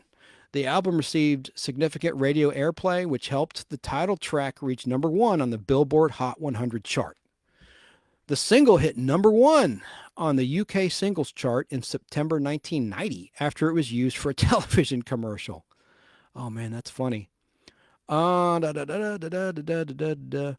Steve Miller followed up with Fly Like an Eagle in 1976 and Book of Dreams in 1977. The songs for both had been recorded at the same time and released over 2 single albums rather than 1 double album. The pair of albums represented the peak of Steve Miller's commercial career, both reaching the top of the album charts and spawning a lengthy series of hit singles, including, like I said, Fly Like an Eagle, Rockin' Me, Take the Money and Run, Jet Airliner, and Jungle Love. The Steve Miller Band co-headlined a major stadium tour with the Eagles in 1978. The Steve Miller Band's ongoing popularity has been notable. In 1978, Greatest Hits 1974 to 1978 was released, which is on camera now, in compact disc form, and it featured the big hits from his 2 most popular albums, Fly Like an Eagle and Book of Dreams, along with the title track from The Joker. This popularity also fueled successful concert tours throughout the 1980s and 1990s, often with large numbers of younger people being present at the concerts, many of whom were fans of the big hits, thanks to MTV, I'm sure, and inevitably purchased the Greatest Hits album, as I did. There are just so many classic songs and vibes. Now, the thing I don't get about this compact disc, about the Greatest Hits, is they censored it. Oh, by the way, Steve Miller was inducted into the Rock and Roll Hall of Fame in 2016, but the line, funky shit going down in the city, it says, it's the radio version, funky kicks going down in the city. I don't get that. Why on a compact disc would it be censored? But it was. It kind of pissed me off when that happened. And finally, we're at the last birthday, and this is a racer. Happy birthday to Michael Andretti, the Formula One racer. Born Michael Mario Andretti on Friday, October 5th, 1962, is 59 years old.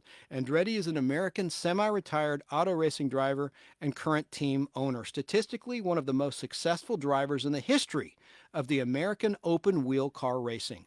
Andretti won the 1991 IndyCar World Series and has amassed 42 race victories, the most in the kart era and the 4th most of all time. Since his retirement from active racing, Andretti has owned Andretti Autosport, which has won 4 IndyCar Series championships and 5 Indianapolis 500 races. Michael Andretti is the son of Formula One world champion and Indy 500 winner Mario Andretti and the father of current IndyCar Series driver Marco Andretti. And that's all who's on my birthday list for this week and weekend and through Tuesday, October 5th. Now I have a quick clip for our next topic. And I promise I'm going to try not to go 4 hours today. But check this out. This song was written by Alan Thicke Sr. for a sitcom that we've talked about before on the Nostalgic Podblast.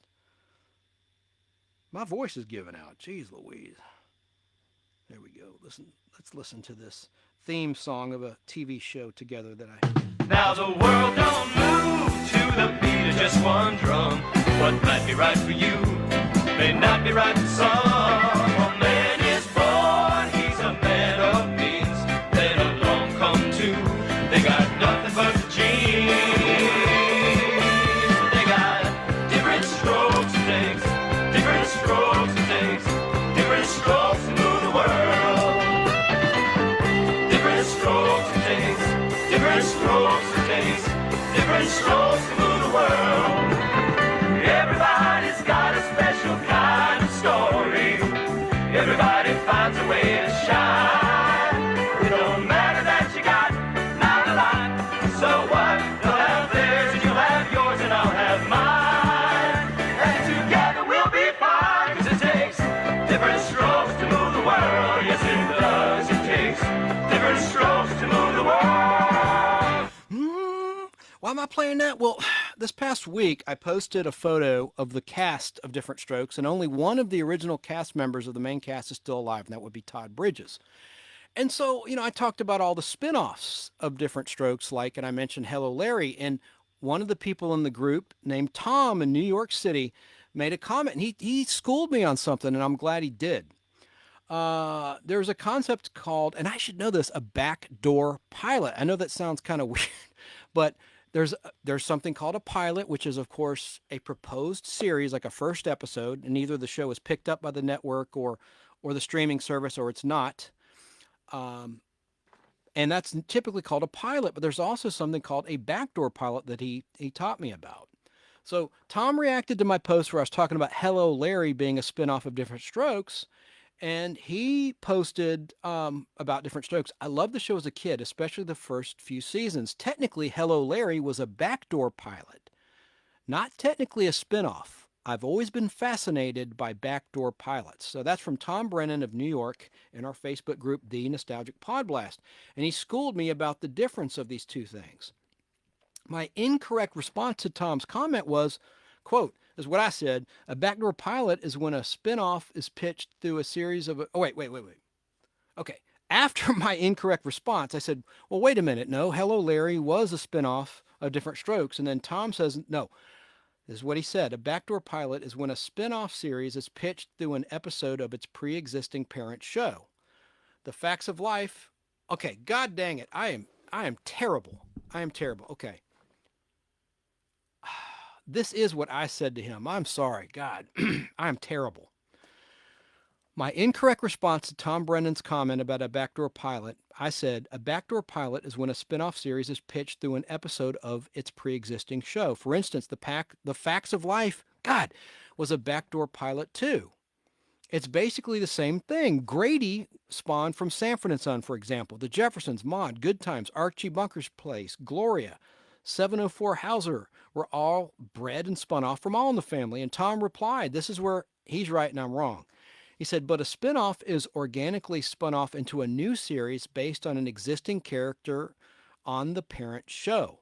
This was not the case with Hello Larry. A backdoor pilot is when network executives basically crowbar in a show that's in development into an already existing show to get more attention.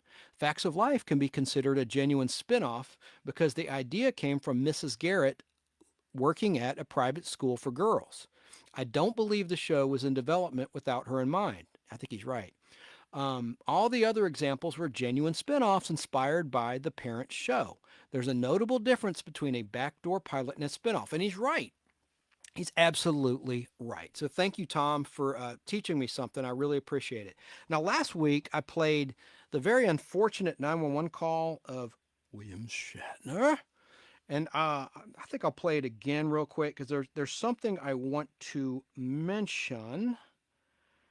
Let's see here. Here it is right here. All right, this is the actual 911 call of William Shatner, which well, like I said last week, I'm not condemning him. I don't think William Shatner killed Noreen Kidd, his wife at the time. However, I don't think he lifted a damn finger to save her. And I say that because of this 911 call, which is extremely sketchy. It's been scrubbed from the internet. And I love William Shatner. I'm a big fan of Star Trek and stuff. But when this all went down in 1999, it kind of made me look at him a little differently. Let's listen to the 911 call again of William Shatner. LA City Fire. Oh my God! And what's the problem? My wife's at the bottom of the pool. Okay, did you get her out of the pool yet, sir? No, not yet. I want you to take her out of the pool right now, sir. I'm gonna take her. She's at the very deep end. Okay. Grab somebody to get her out of the pool. Yes, City. Sir. Yes. We're on the way. Get your wife out of the pool, but don't hang up the phone. Don't hang up the phone. Hello. He totally botched that 911 call, Mr. Rescue 911. But I thought of a joke after I told that story. And again, I can't fathom him killing that woman, but I really don't think, I mean, Mr. Hero, right? Like in the fictional movie Star Trek 4, he heroically dived into deep waters of a sinking Romulan ship to save some whales, right? Why can't he be like that in real life? Now to play devil's advocate, give him benefit of the doubt. Maybe he was in shock or whatever, but that 911 call Sounds really sketchy to me. It just does. And I know a lot of people that investigated were probably fans of his, might have looked the other way. I'm not quite ready to rename his old show TJ Hooker OJ Hooker, but I'm just saying something sketchy about that 911 call. Now, moving on to my nostalgic expression of the week. My old lady. And that's actually an idiom.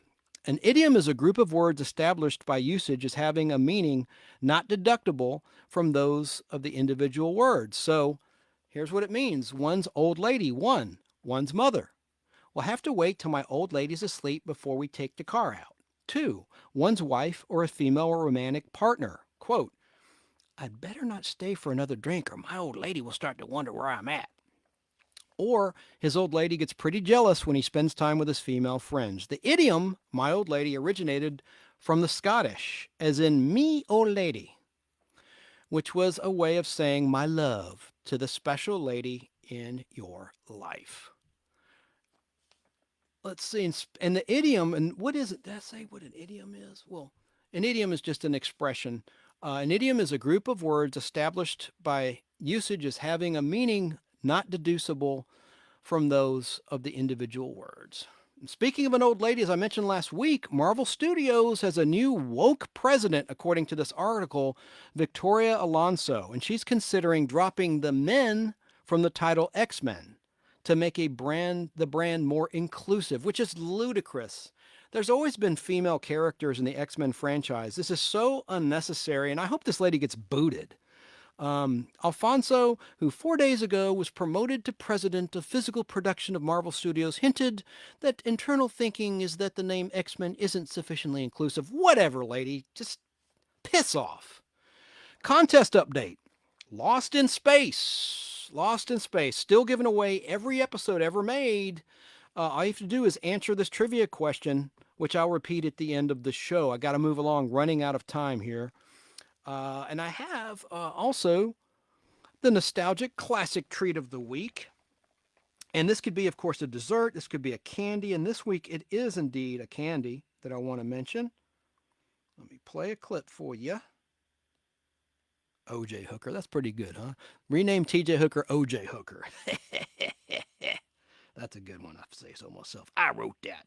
Here's a classic commercial for you. Certs is a candy mint. Certs is a breath mint. Stop. You're both right. New Certs is 2 mints in 1. Stops bad breath in seconds. Tastiest mint of all. Yes, only new Certs gives you 2 mints in 1. Look, Certs is a revolutionary new kind of mint. Certs captures all the fresh, clean flavor of a mountain stream, all the frosty coolness of falling snow. What's more, Certs contains a golden drop of Retsin, the miracle breath purifier that makes your breath clean and fresh. Yes, Certs is the one mint that gives you both. Stops bad breath in seconds, tastiest mint of all. So get new Certs. Remember, only smoother, tastier Certs gives you 2 mints in 1. Handy pocket roll comes in assorted delicious flavors. C-E-R-T-S. Certs. Yeah, Certs. I love Certs. And did you know they're discontinued? Certs were introduced to the public in 1956. That's when that ad's from. But they were discontinued in 2018 by the U.S. Congress because of Retsin. That's the ingredient. Like it show a drop of Retsin along with the crystals that are in the candy. It's a hard candy mint, kind of like a Tic Tac, but it was round. You know, Certs. But Congress said that Retsin is hazardous.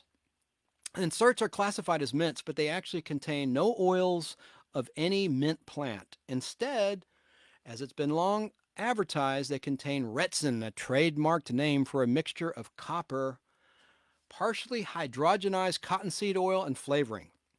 It's this copper element in Retsin which gives certs its signature green flecks and the colors in the candy itself. It was discontinued, possibly for having partially hydrogenized cottonseed oil, which is not allowed as an ingredient in food sold in the USA, according to the Food and Drug Administration. So did you know that? Certs are no more. And I love certs. I like the fruit ones and the peppermint ones, but I guess they're still lifesavers, right? But certs were kind of cool. The nostalgic toy of the week, Mattel Electronics Football. I love that game. Oh, that was like just one of the first handheld games long before a Game Boy. I loved all those games, like the Mattel Electronics Soccer and basketball, but football was the best, even though it was just little red dots. That was a fun game. Now, shall we play a game? It's time for taglines. And tonight's taglines are movie taglines. So I'm going to name the tagline and I'll pause so that you can play at home and try to guess the movie. There's just 5 of them. And then we'll get to the comedians. I'm only going to have actually 2 comedians tonight because I've gone a little too long. And I want to go back and watch James Enstall's show, Geek to Me Radio, on YouTube that I missed. And I hope you watched him live and cut away from me because his show is really great on live radio in St. Louis on a major station there. Taglines. Here's a movie tagline for you. Number 1, always bet on black. What movie is that from? Again, always bet on black. That's a line spoken by Wesley Snipes in Passenger 57, a great action movie released November 6th, 1992 by Warner Brothers. Tagline number 2, hang on. That was from Cliffhanger, starring Sylvester Stallone, released May 28th, 1993 by TriStar Pictures. This is an easy one. In space, no one can hear you scream. Of course, that's Alien, released May 25th, 1979 by 20th Century Fox, now owned by Walt Disney. That's another franchise that I just realized that Walt Disney owns, the Alien movies. So what are they going to do to make that woke? We'll find out. Here's a tagline for you. Number 4, be afraid. Be very afraid. That's from The Fly, a remake of the classic horror movie. And it was released, this remake, on August 15th, 1986, starring Jeff Goldblum and Gina Davis. By the way, in the old game show reruns on Buzzer, Richard Dawson, both on Match Game and Family Feud, would make a joke when he saw a fly on the set. And he'd go, "Oh, it's Vincent Price." And he was incorrect, meaning he thought that Vincent Price was the star playing the fly in the original movie, but actually that was David Hedison, credited as Al Hedison in that movie, the original Fly, who later went on to play Lee Crane in the TV version of Voyage to the Bottom of the Sea. By the way, his daughter, David Hedison's daughter, was involved with Jodie Foster for a long time in a personal relationship. So the original Fly was released July 16th, 1958. And Vincent Price was in the movie, but he played Francois. So that's probably why Richard Dawson was confused. And in a Match Game episode I saw recently on Buzzer, he eats a fly. This is no joke. Richard Dawson grabbed a fly and ate it, to the horror of the actress sitting next to him. I can't remember who it was. It might have been Bonnie Franklin. I can't remember, from the star of One Day at a Time. I forget who it was. I don't think it was her. But he ate a doggone fly in a Match Game rerun. I couldn't believe it. Now here's the 5th and final and most difficult tagline. Here it is. You ready for it? The triumph of the human spirit. That's not a science fiction film, but it sure sounds like it. Again, the triumph of the human spirit.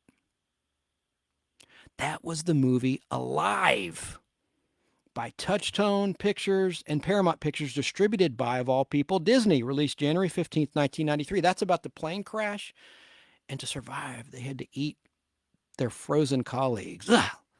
Cannibalism. Anyway, most of those movies, except for The Fly, I guess, were from the 90s. I didn't realize I did that. Yep. So that's a little throwback to the 1990s. Now, finally time for comedy talk. Continued. Continuing our list of our favorite funny folks, here is 2 classics, and then I'll sign off for the night. George Burns and Gracie Allen, the comedy duo and real-life husband and wife. Excuse me. Burns and Allen were an American comedy duo consisting of George Burns and his wife, Gracie Allen. They worked together as a successful comedy team that entertained vaudeville, film, radio, and television audiences for over 40 years. Burns and Allen met back in 1922 and first performed together at the Hill Street Theater in Newark, New Jersey. And they continued in small-town vaudeville theaters, and they were married in Cleveland, Ohio on January 7th, 1926. And they moved up a notch when they signed with the Keith Albee Circuit in 1927. The Keith Albee Orpheum Circuit. Losing my voice. George Burns wrote that most of the material played... Oh, God dang, this thing was written badly. George Burns wrote most of the... Okay, I can't read is what it is. That's the problem. George Burns wrote most of the material, and he played the straight man in the comedy duo with him and Gracie, the love of his life. Allen played a silly, addle-headed woman, a role often attributed to the dumb Dora stereotype common in the early 20th century vaudeville comedy. Early on, the team had played the opposite roles until they noticed that the audience was laughing at Gracie's straight lines, so they made the change and swapped. In later years, each attributed their success to the other. The Burns and Allen team was not an overnight sensation. "We were a good man and woman act," George Burns said, "but we were not headliners or stars or featured attractions.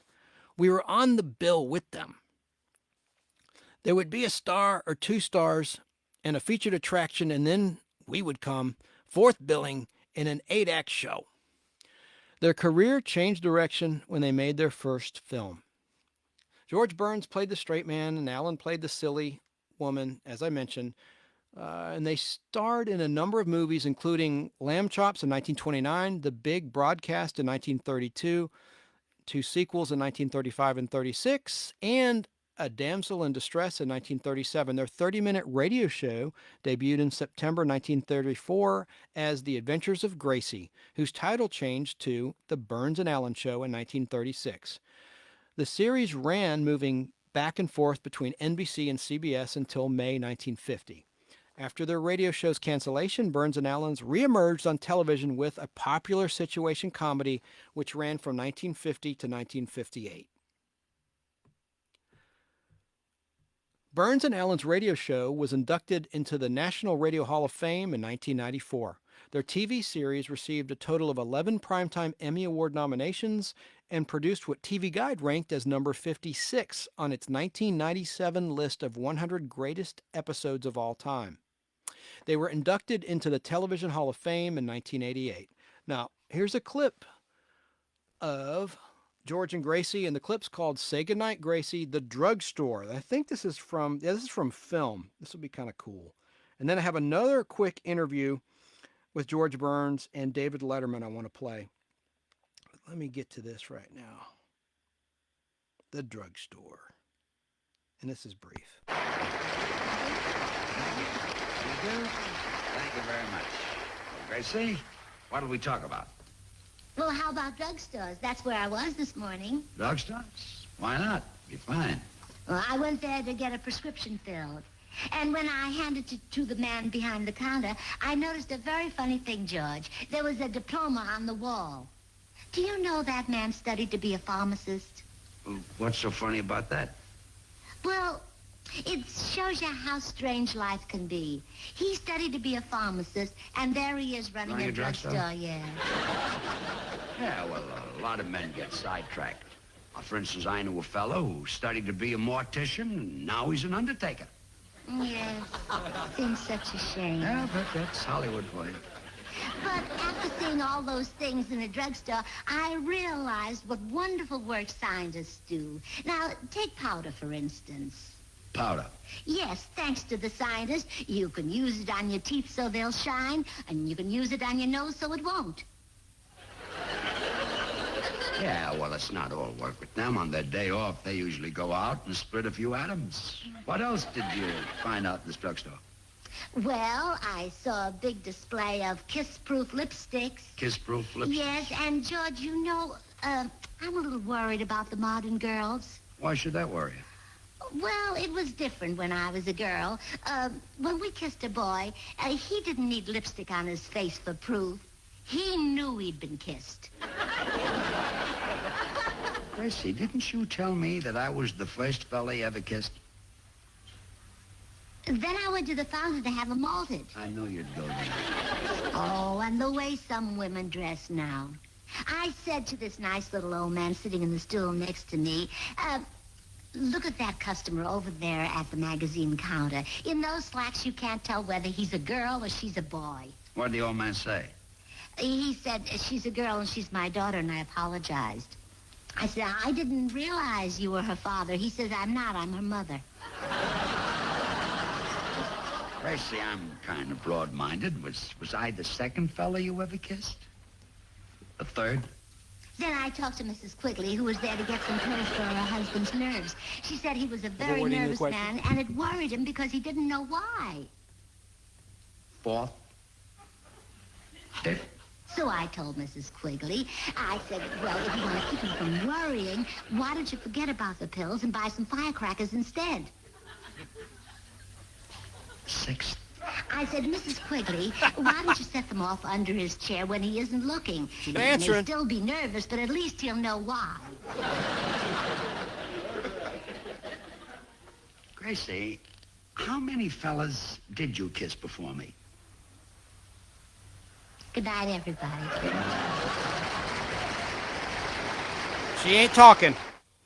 That's a funny clip. I Why just love dating that it- old comedy. And got one other clip with the great George Burns talking about the love of his life, his late wife, Gracie. And she sadly passed away after a long battle with heart disease, ultimately dying of a heart attack in Hollywood on Thursday, August 27th, 1964, at 69 years of age. Originally, it was reported she was 62, but records surfaced that indicate she was older than she let on. She was 69 years of age when she passed away.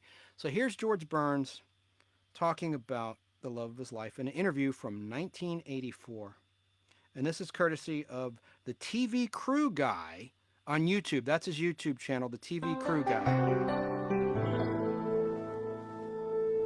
It is getting harder and harder to walk around Hollywood without stepping on George Burns. He got his third star on the Walk of Fame this week, right next to the one given his late wife, Gracie Allen, so many years ago. Along with the new star, Burns has a new movie, Oh God, You Devil. And we recently had the chance to play devil's advocate as we talked to this wonderful legend. How's life? As the devil? In general. It's just great. That's the devil. In general. In general? Yeah. Great. I'm fine. I'm here. I get up every morning without any help. I do exercises. I go to my office, do a little work, go to the club, have lunch, play a little bridge, come home, go to bed, get up about 5:30, have a couple of martinis. I get out of bed very quietly. I don't want to wake her up. George, how... I lie a lot, you know that. No, Okay. how do you handle the women? You are a big star, kind of a... I don't handle any women. Oh. You want to find out about the women I handle? Ask Trixie Hicks, or Elsie Uber, or Gertha Dufour, or Jean Lamott, or Lily Delight. Don't ask me. But you've got... They come to your door. You're a sex symbol. You're... I'm not a sex symbol. Sure you are. I couldn't make $1 from here down. Do you watch the show is on again? The Burns and Allen show is on television again. Do you watch it? Not very much. Why not? It's on late. Mm-hmm. I'm in bed. You could take... And I'm not too interested in things that I've done. I've had Gracie for 38 years. And don't forget, being married for 38 years in show business is not like another marriage. For 38 years, Gracie and I slept together. We ate together. We dressed together, and we worked together. That's 38 years. See, the husband gets up and says goodnight and goes to work, comes back 12 hours later. 38 years, and a great marriage. We never worked too hard at being happy. Came natural. Well, you're married for 19 years, aren't you? Something? Yeah, sure, something like that. Yeah. You know, I think if you work too hard at anything, it sweats a little bit. And I don't sweat. Is that, do you think, good advice for most people to listen to? Don't try to be a great lover. You can't do it after 19 years. After 19 years, when I went to bed with Gracie, I sang her a few songs till she fell asleep. I found out then it was much easier to sing. What songs did you sing her, George? In the Heart of a Cherry. How does that go? One of my favorite. Who knows? Oh, come on. I'm a liar. In the Heart of a Cherry. Was there such a song? Sure there was. In the Heart of a Cherry, Stony Heart of a Cherry. Of course Monkey Rag. Monkey, how does Monkey Rag go? We're down in Africa, every evening in the bamboo trees, some chimpanzees, monkey banjos nightly would be strumming. There's a song like that. Mm-hmm. Do you listen to popular songs now? Yeah. Any that you like? I don't like to applaud anything unless it can applaud back. They listen to me, I listen to them. Now, I know you're asked this all the time. I want a good answer. All right. The incredible energy that you have. What is that? Well, it's the same answer that I give everybody. I love what I'm doing. I enjoy people. I love to entertain. I love to sit and talk to you. I'm enjoying this interview. I enjoy what I'm doing. I'm in a wonderful business. And so are you. We're both very fortunate. I don't think I'd be sitting here if I was in the dress business or making felt hats. I don't want to be successful in something I hate. I'd make a bad felt hat. Yeah, yeah. And of course, to ask you even a question about retirement would be a stupid question. Oh, no, I think nobody should retire. I don't care what business you're in. Yeah. What do you do when you retire? You get out of bed and you sit there and play with your cuticles. What is that? There's no money in that. I tried it. You've also said Not that, exciting. that people train to be old. They do. They get to be around 70, they start to help themselves getting up. They walk slower. By the time they're 75, they're a smash. They're now old. They finally made it. I don't want anybody to help me right now. Although I faint twice a day. Not true. Just on principle. Yeah. George, to people who are watching you right now and wondering, well, he must have some problems. He's got to have something that bothers him or something. What, do you have an answer? Everybody has little problems, but they don't bother me. And if it's a real big problem, I've got a few dollars. I let somebody else handle it. I don't bother with problems. I'm not interested in what I did yesterday. I'm interested in what I'm doing now and tomorrow. And I've had a wonderful life, wonderful marriage. Got a nice house. I know where my handkerchiefs are. Got a nice cook. If the soup is hot, I sing her a song. If it isn't, she can sing to me. The great George Burns. And he made it to 100 years of age. Got one other quick clip of his I want to play before I sign off. I loved him as God in the Oh God movies, especially the first one. Man, that was a great movie. Hear that? You hear that? That's my my laptop. I'm in there. Let me see here. George Burns with the great. This is when I loved David Letterman the best, when he was on Late Night with David Letterman on NBC. When he first was in Late Night. That was awesome. George Burns on Letterman. Let me play this clip for you. I had it all queued up, and then it went away. Let's see here. Here it is. This is from May 6th, 1983. Thank you, folks, and welcome back to the program. I'm terribly excited about our guests tonight, so let's just get on with it, shall we? I certainly will. It's truly a pleasure to welcome this gentleman. He is celebrating his 80th year in show business, and obviously shows no signs of slowing down. He has recently written this book entitled How to Live to Be 100 or More, the Ultimate Diet, Sex, and Exercise Book. Please welcome, ladies and gentlemen, George Burns.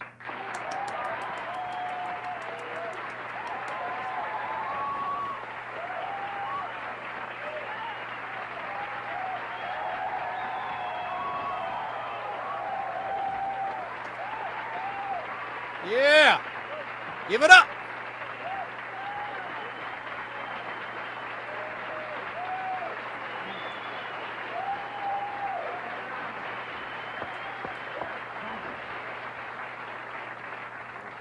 This is quite a treat for me, and I really appreciate you taking time out of your busy schedule. I know you're out talking about the book, How to Live to Be 100. And more. And you're 87 years old yourself. Yeah, it's no secret. All you got to do is live to be 100. That's right. You can make that. The very few people die over 100. That's right. The mortality rate drops right off after 100. Yeah. Now, I don't mean to be presumptuous or personal, but it seems to me like, according to the book, you claim that you still are sexually quite active. You want me to do 15 minutes for you? What? What? Geez. I wish I could do 15 minutes. Sex is fine, just so you don't inhale.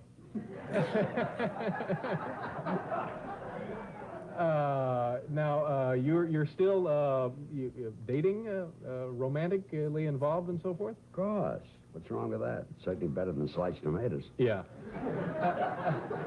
Have you shown any signs of slowing down at all? Well, I'm not thinking of giving up show business. Yeah. I think I could make more money in show business than I can with sex.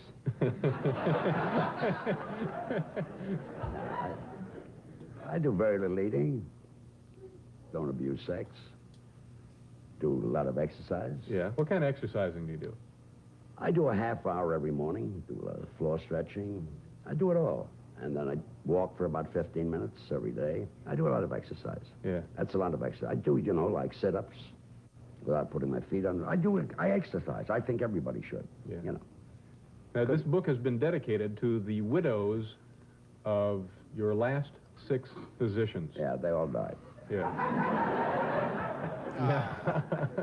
Now, what kind of advice did these guys give you before they passed? They all tell me to stop smoking. Uh-huh. A newspaper woman called me up. She says, is it true that you smoke between 10 and 15 cigars a day? I says, it's true. And she says, is it true you drink 3 and 4 martinis a day? I says, it's true. She says, is it true that you go out with young girls? I says, it's true. She says, what did your doctor say? I said, he's dead.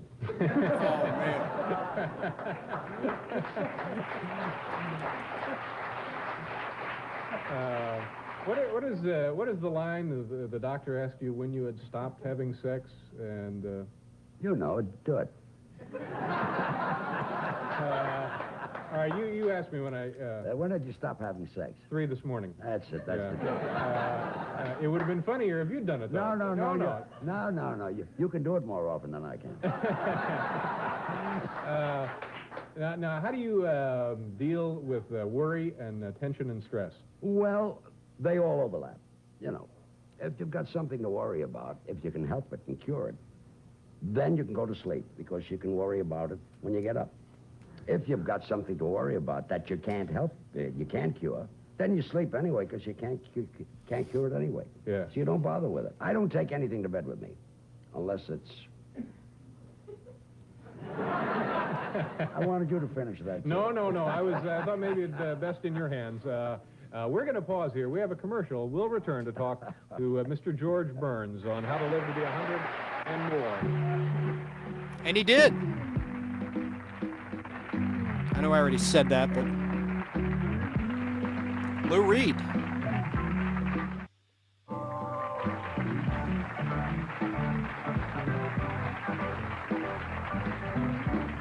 Welcome back. George Burns is with us tonight, and is this you? Actually, you don't run, do you?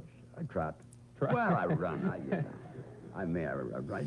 That's exactly what I do. There it is. Just a little of that. That's me. It's my body. I don't say I've got a body like Burt Reynolds. He hasn't got a body like mine, but that's his problem. No, you get a fine body. I'm sorry. Okay. No. And he smoked those cigars. You want to do it again? George Burns, up until the end. Going back, I guess. Right. You want to talk a little bit about the old days with your good friend Gracie? Yeah. Gracie. Yeah. Well, Gracie was a dramatic actress. She had been gone 19 years at this point in time.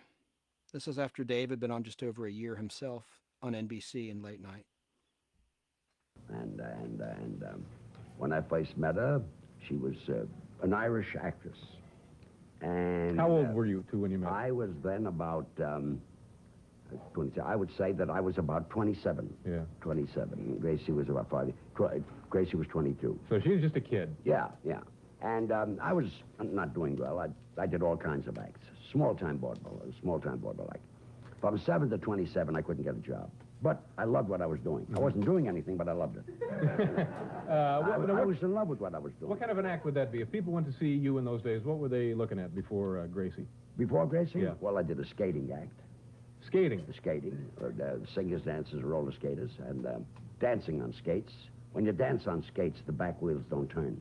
They're frozen. You skate out on the front wheels, then get down on your heels and dance. And Now, did people seem to enjoy this entertainment?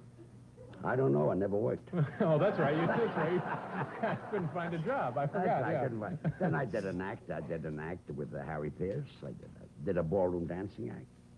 I did Jose and Smith. I was Smith. I had all kinds of names. And to give you an idea that I knew a lot about the ballroom dancing, our opening number was a thing called Lazarina, which is dum-da-dum-da-dum-da-dum-da-dum, which is a Russian mazurka. We were dressed in Spanish clothes. I thought that was a Spanish dance. Yeah. So I laid off with that act. Anyway, we were playing Union Hill, New Jersey. I was working with Billy Lorraine. I think my name was Harris at the time, Harris and Lorraine. And I was on the bill with some girl, Rena Arnold, and Gracie came back to visit her. And she went out front. Rena Arnold said, these two fellows are going to split up. Maybe you'd like to work with one of them. She went out, she saw the act, she liked me. She thought I sang pretty good. And we went to work 2 weeks later. Yeah. And I was the comedian. I wrote an act where I wore a red tie, my hat was turned up, white pants, and Gracie was dressed as a straight woman, going to ask the questions. And Gracie asked the questions, and people laughed, and I had the answers, and nobody laughed. So I changed the thing around, gave Gracie all the funny lines, and here I am. If it wasn't for Gracie, I wouldn't be here. We have some film that was made in 1932, right? And this was a promotional film that for the big broadcast. Yeah, the big broadcast. Crosby was in it, and all the radio acts were in it at the time. Yeah. There were about 7. We were all in the top 10 because there were only 8 acts. And this film was made, I guess, just as a commercial for the movie. Okay. Yeah. And it's pretty much self-explanatory what we're going to see. Okay, let's see. And this was okay. If I like it, I'll sign the girl. Okay, good. Here it is. I really think that you have one of the finest acts in show business. Well, thanks very much. I mean that sincerely. Thanks. I certainly wish I could say something nice about you. Well, you could if you were as big a liar as I am.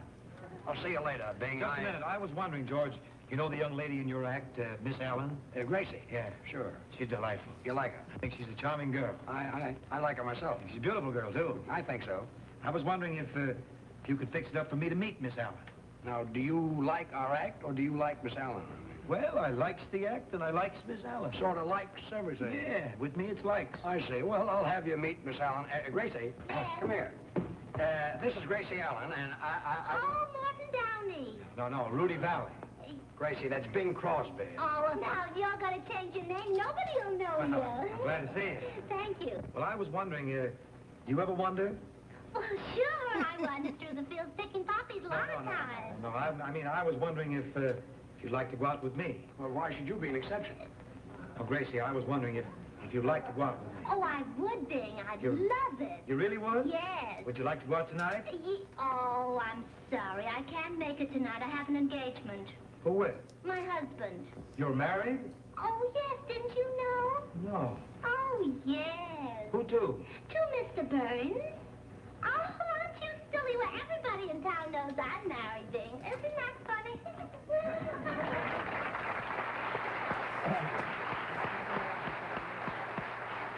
Now, yeah, okay. I was using my own hair then. Yeah. Boy, you had a very imposing presence then, you know? I did? Yeah, you looked good looking. Well, my lines was that so. You don't say. Really?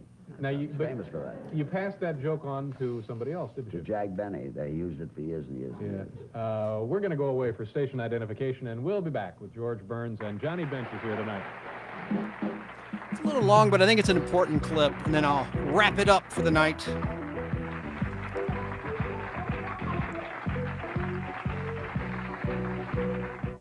Hey there, soap fans. I'm Shelley Taylor Morgan. And I'm Michael Logan. Watch us live every weekday to find out what's really happening on your favorite soap. You know, all that juicy stuff? Serious soap fans turn to Pure Soap for all the latest developments in the... This must have been off of, here we go. Yeah, Bob. Sorry about that, folks. Once in a while I go to a baseball game. Yeah. I hate to go to anything that doesn't applaud back. Now, speaking of things you can attend, on Monday, ladies and gentlemen. Hang on a second. What's with that other stuff? This was from the E! Network when E! was running David Letterman. Introducing new... I should have edited this. This is so bad of me. Here we go. Bleach, something to cut Here's the grease. tail end of this bathroom commercial. Cleaner, bleach, tile spray, something to clean grout, and of course bleach. If bleach is so great, what's with that? So sadly, we lost George Burns on Saturday, March 9th, 1996. He did make it to 100 years of age, and he died at his Beverly Hills home. His funeral was held 3 days later after his death at Weekirk's O'Heather Church in Forest Lawn, Memorial Park Cemetery in Glendale. Here, let's listen to a little more of the clip. We're going to destroy things with a steamroller, and also Johnny Bench will be here from the Cincinnati Reds. You a baseball fan, George? Well, yes and no. Yeah. Once in a while I go to a baseball game. Yeah. I hate to go to anything that doesn't applaud back. Now, speaking of things you can attend, on Monday, ladies and gentlemen, Slim Whitman will be here. Elaine Boozler. Elaine Boozler was funny. Actress Candy Clark, and also, of course, as you know, Bob Rooney Day. Bob Rooney Day? Yeah, Bob The fellow Rooney. I don't know. That's right. Good. Bob Rooney Day right here Monday night. Tell me, now you mentioned you smoke 3 of those a day. Is that 3 true? cigars a day. 15 a day. 15 cigars 10 a to day? 15 a day. 15 a day. Now, are you actually inhaling those? No, I don't inhale. Are those expensive cigars? No, these are domestic cigars. It's an El Producto, costs 33 cents. You see, the reason I use a holder is that all cigars taste alike with a holder. Mm. So I can afford a $2 cigar. So every time I smoke a cigar like this, I'm saving $1.65. So at the end of the year, I'm a very, very rich man. That's great. Now, have you always smoked a cigar? Yeah. I use it, When I was 14, I smoked my first cigar. I wanted to look like an actor. I bought a Recorder cigar, 7 cents. Lasted a week. Yeah. And it helps, it's good timing and a good prop. Oh, yeah. I walk on the stage, I smoke a cigar, and the people laugh, I smoke. Yeah. When they stop laughing, I talk. Yeah. If I talk while they're laughing, I should be put away. Now, I noticed that you have an engagement in 1996. The Palladium Theater. The Palladium in I'll London. be 100 years old. I'm there for 4 weeks.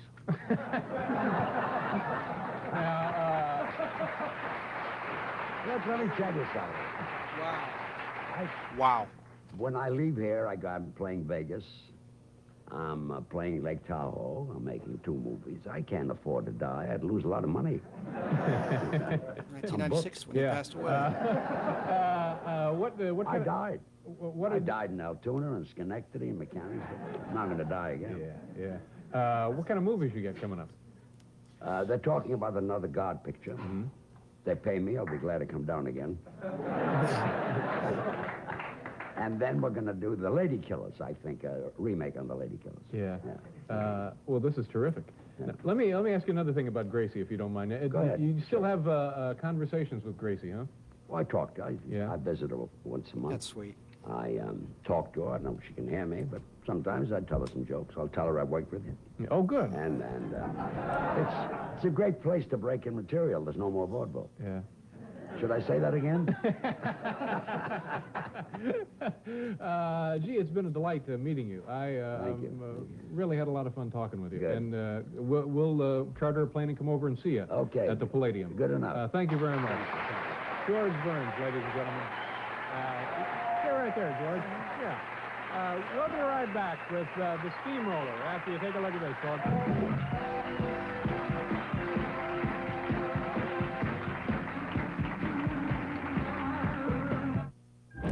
As I said earlier, we lost George Burns on Saturday, March 9th, 1996, and he made it to 100 years old, just like his book said.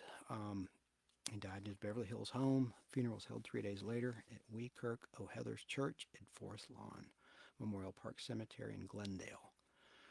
As much as he looked forward to reaching the age of 100, Burns also stated about a year before he died that he also looked forward to death, saying that on the day he would die, he would be with Gracie again in heaven. Upon being interred with Gracie, the crypt's marker was changed from Gracie Allen Burns' beloved wife and mother, 1902 to 1964, to Gracie Allen, 1902 to 1964, and George Burns, 1896 to 1996, together again. George had always said he wanted Gracie to have top billing. Rest in peace, George Burns. That's just someone from being a Generation Xer that really, really stood out to me, primarily because of the Oh God movies. But then I look back at some of his earlier work, and he was a class act. And I'm glad he made it to 100 years of age. So before I leave you, I do have one other clip. I don't know if I should play this. It's very controversial. It's another clip of the great Norm Macdonald who passed away. Wow, because I see some comments on Facebook that my Jane, you ignorant slut, got some sort of flag or something. And I can't believe that. I can't believe that that is considered offensive. It's just a joke. My gosh. Anyway, but I have this bit with Dennis Miller and Norm, the two great SNL Weekend Update anchors. Oh boy, I don't know if I should play this, but I'm going to go for it. Here's a clip. It's late, so I'm going to go ahead and play it. Let's listen. Have you ever done anything in your long and storied career that you consider specifically to be in bad taste as you look back on it? Maybe at the time you thought it was a good play, but you look back on it and you think, warning, warning, warning. Well, sometimes, like in stand-up, I'll do jokes that are like one time I was doing this thing in San Francisco, and they were all gay people in the audience. They told me, so I figured I'll do. In San Francisco? Yeah. No. So I figured I'd do stuff about gay people so that they could relate to it. Yeah, it's warm up. They love that. And so I was talking about, because I went to this gay pride parade, and I saw in it there were these old men and old ladies like with these signs that said, "We are proud of our gay son," you know? And so I was saying, that's an odd thing to be proud of, you know, because it's not an achievement, you know? It's not like something you work all your life to be gay or anything like that. And I just wondered, I had a hard time believing that these 50, 60-year-old men are actually bragging, you know, at work like they're, "Hey, Bill, you know, my kid, oh my God, we're proud of him, Johnny. He graduated from Harvard, you know, a first in his class, you know what I mean? Now he's articling over at a law firm, and, oh yeah, he loves cock." You know? That's funny. That's not hateful. He can't get enough cock in his mouth, his ass, his kid's always cock. Oh, my Lord. I got a picture of the boy here sucking another man's cock. I want to show it to you. Wow. To watch the maturation of you as an artist, to realize it took you 9.5 minutes to get around to the sucking cock stuff. It's beautiful to see you comfortable in your own skin, Normie. All right. No rules in comedy, a wise man once told me. Just a joke, just a joke, just a joke. Now, here's a joke I wrote. 2 gay women make art. 2 gay men make a mess. It's just true any way you look at it. Just kidding. Now, come on, man. You know, I'm not a hater. Now, next time we'll start with Chelsea Handler. Got Albert Brooks. Eventually, we're going to talk about Super Dave Osborne, Jim Brewer, Billy Crystal, Dean Martin, and Jerry Lewis, the great comedy team, Martin Lawrence, Joe Coy, John Candy, Smothers Brothers, Tommy Davidson, Joel McHale, Ellen DeGeneres, Steve Harvey. And then I have a pick from Barry King I want to talk about. Don't want to give it away just yet, but I appreciate everyone hanging in there.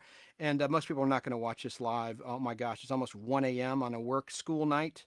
But and there was a great game on. I saw that the Patriots lost.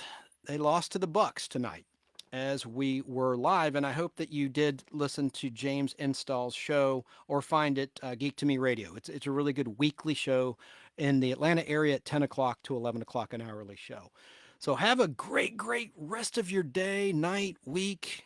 And remember, fistfulofradio.com is where you can find the nostalgic Podblast Monday nights at 7, and let's see, Friday afternoon, and then Saturday and Sunday from 2 to 6 p.m. and then overnights. And I appreciate you checking out Fistful of Radio. There's a whole lot of great content there, a lot of entertainment. I know BK on the Air is there. Alan Sanders is there. The Cigar Guys are there. And, of course, Sean is there with Saving Our America with Randy Wiles. A whole lot of entertainment. Oh, and Jamie Chapman is there, typically in the morning, 7 a.m., And I'm trying to figure out a way to get Billy Brew back. I'm trying to get this live connection for him and for Jamie. So anyway, thanks a lot. Hope you have an awesome week. Check out fistofradio.com, but be warned, in the daytime, sometimes there is political content. I try to stay politically neutral. I don't like to go, that's just me. That's just me. And I have nothing against free speech. I hope no one was offended tonight. I was just kidding about renaming TJ Hooker OJ Hooker because he didn't save his wife at the bottom of the pool. Kind of not cool, kind of not funny. I know William Shatner's a institution. He should be institutionalized. They should leave him up into space for drowning his wife. I kid, I joke. Have a great week, and thanks for listening to the Nostalgic Podblast.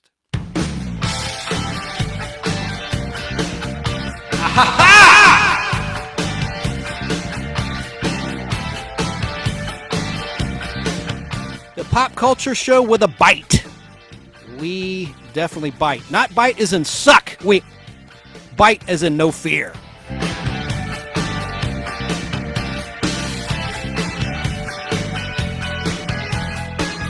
Thanks for listening and watching, everybody. Good night. See you next time. Live Sunday in our Facebook group, The Nostalgic Podblast. It's been sort of all over the place when we go. Usually I was trying to do it at 5 o'clock originally during football season, and sometimes it gets a little late, but thanks for hanging in there. Bye.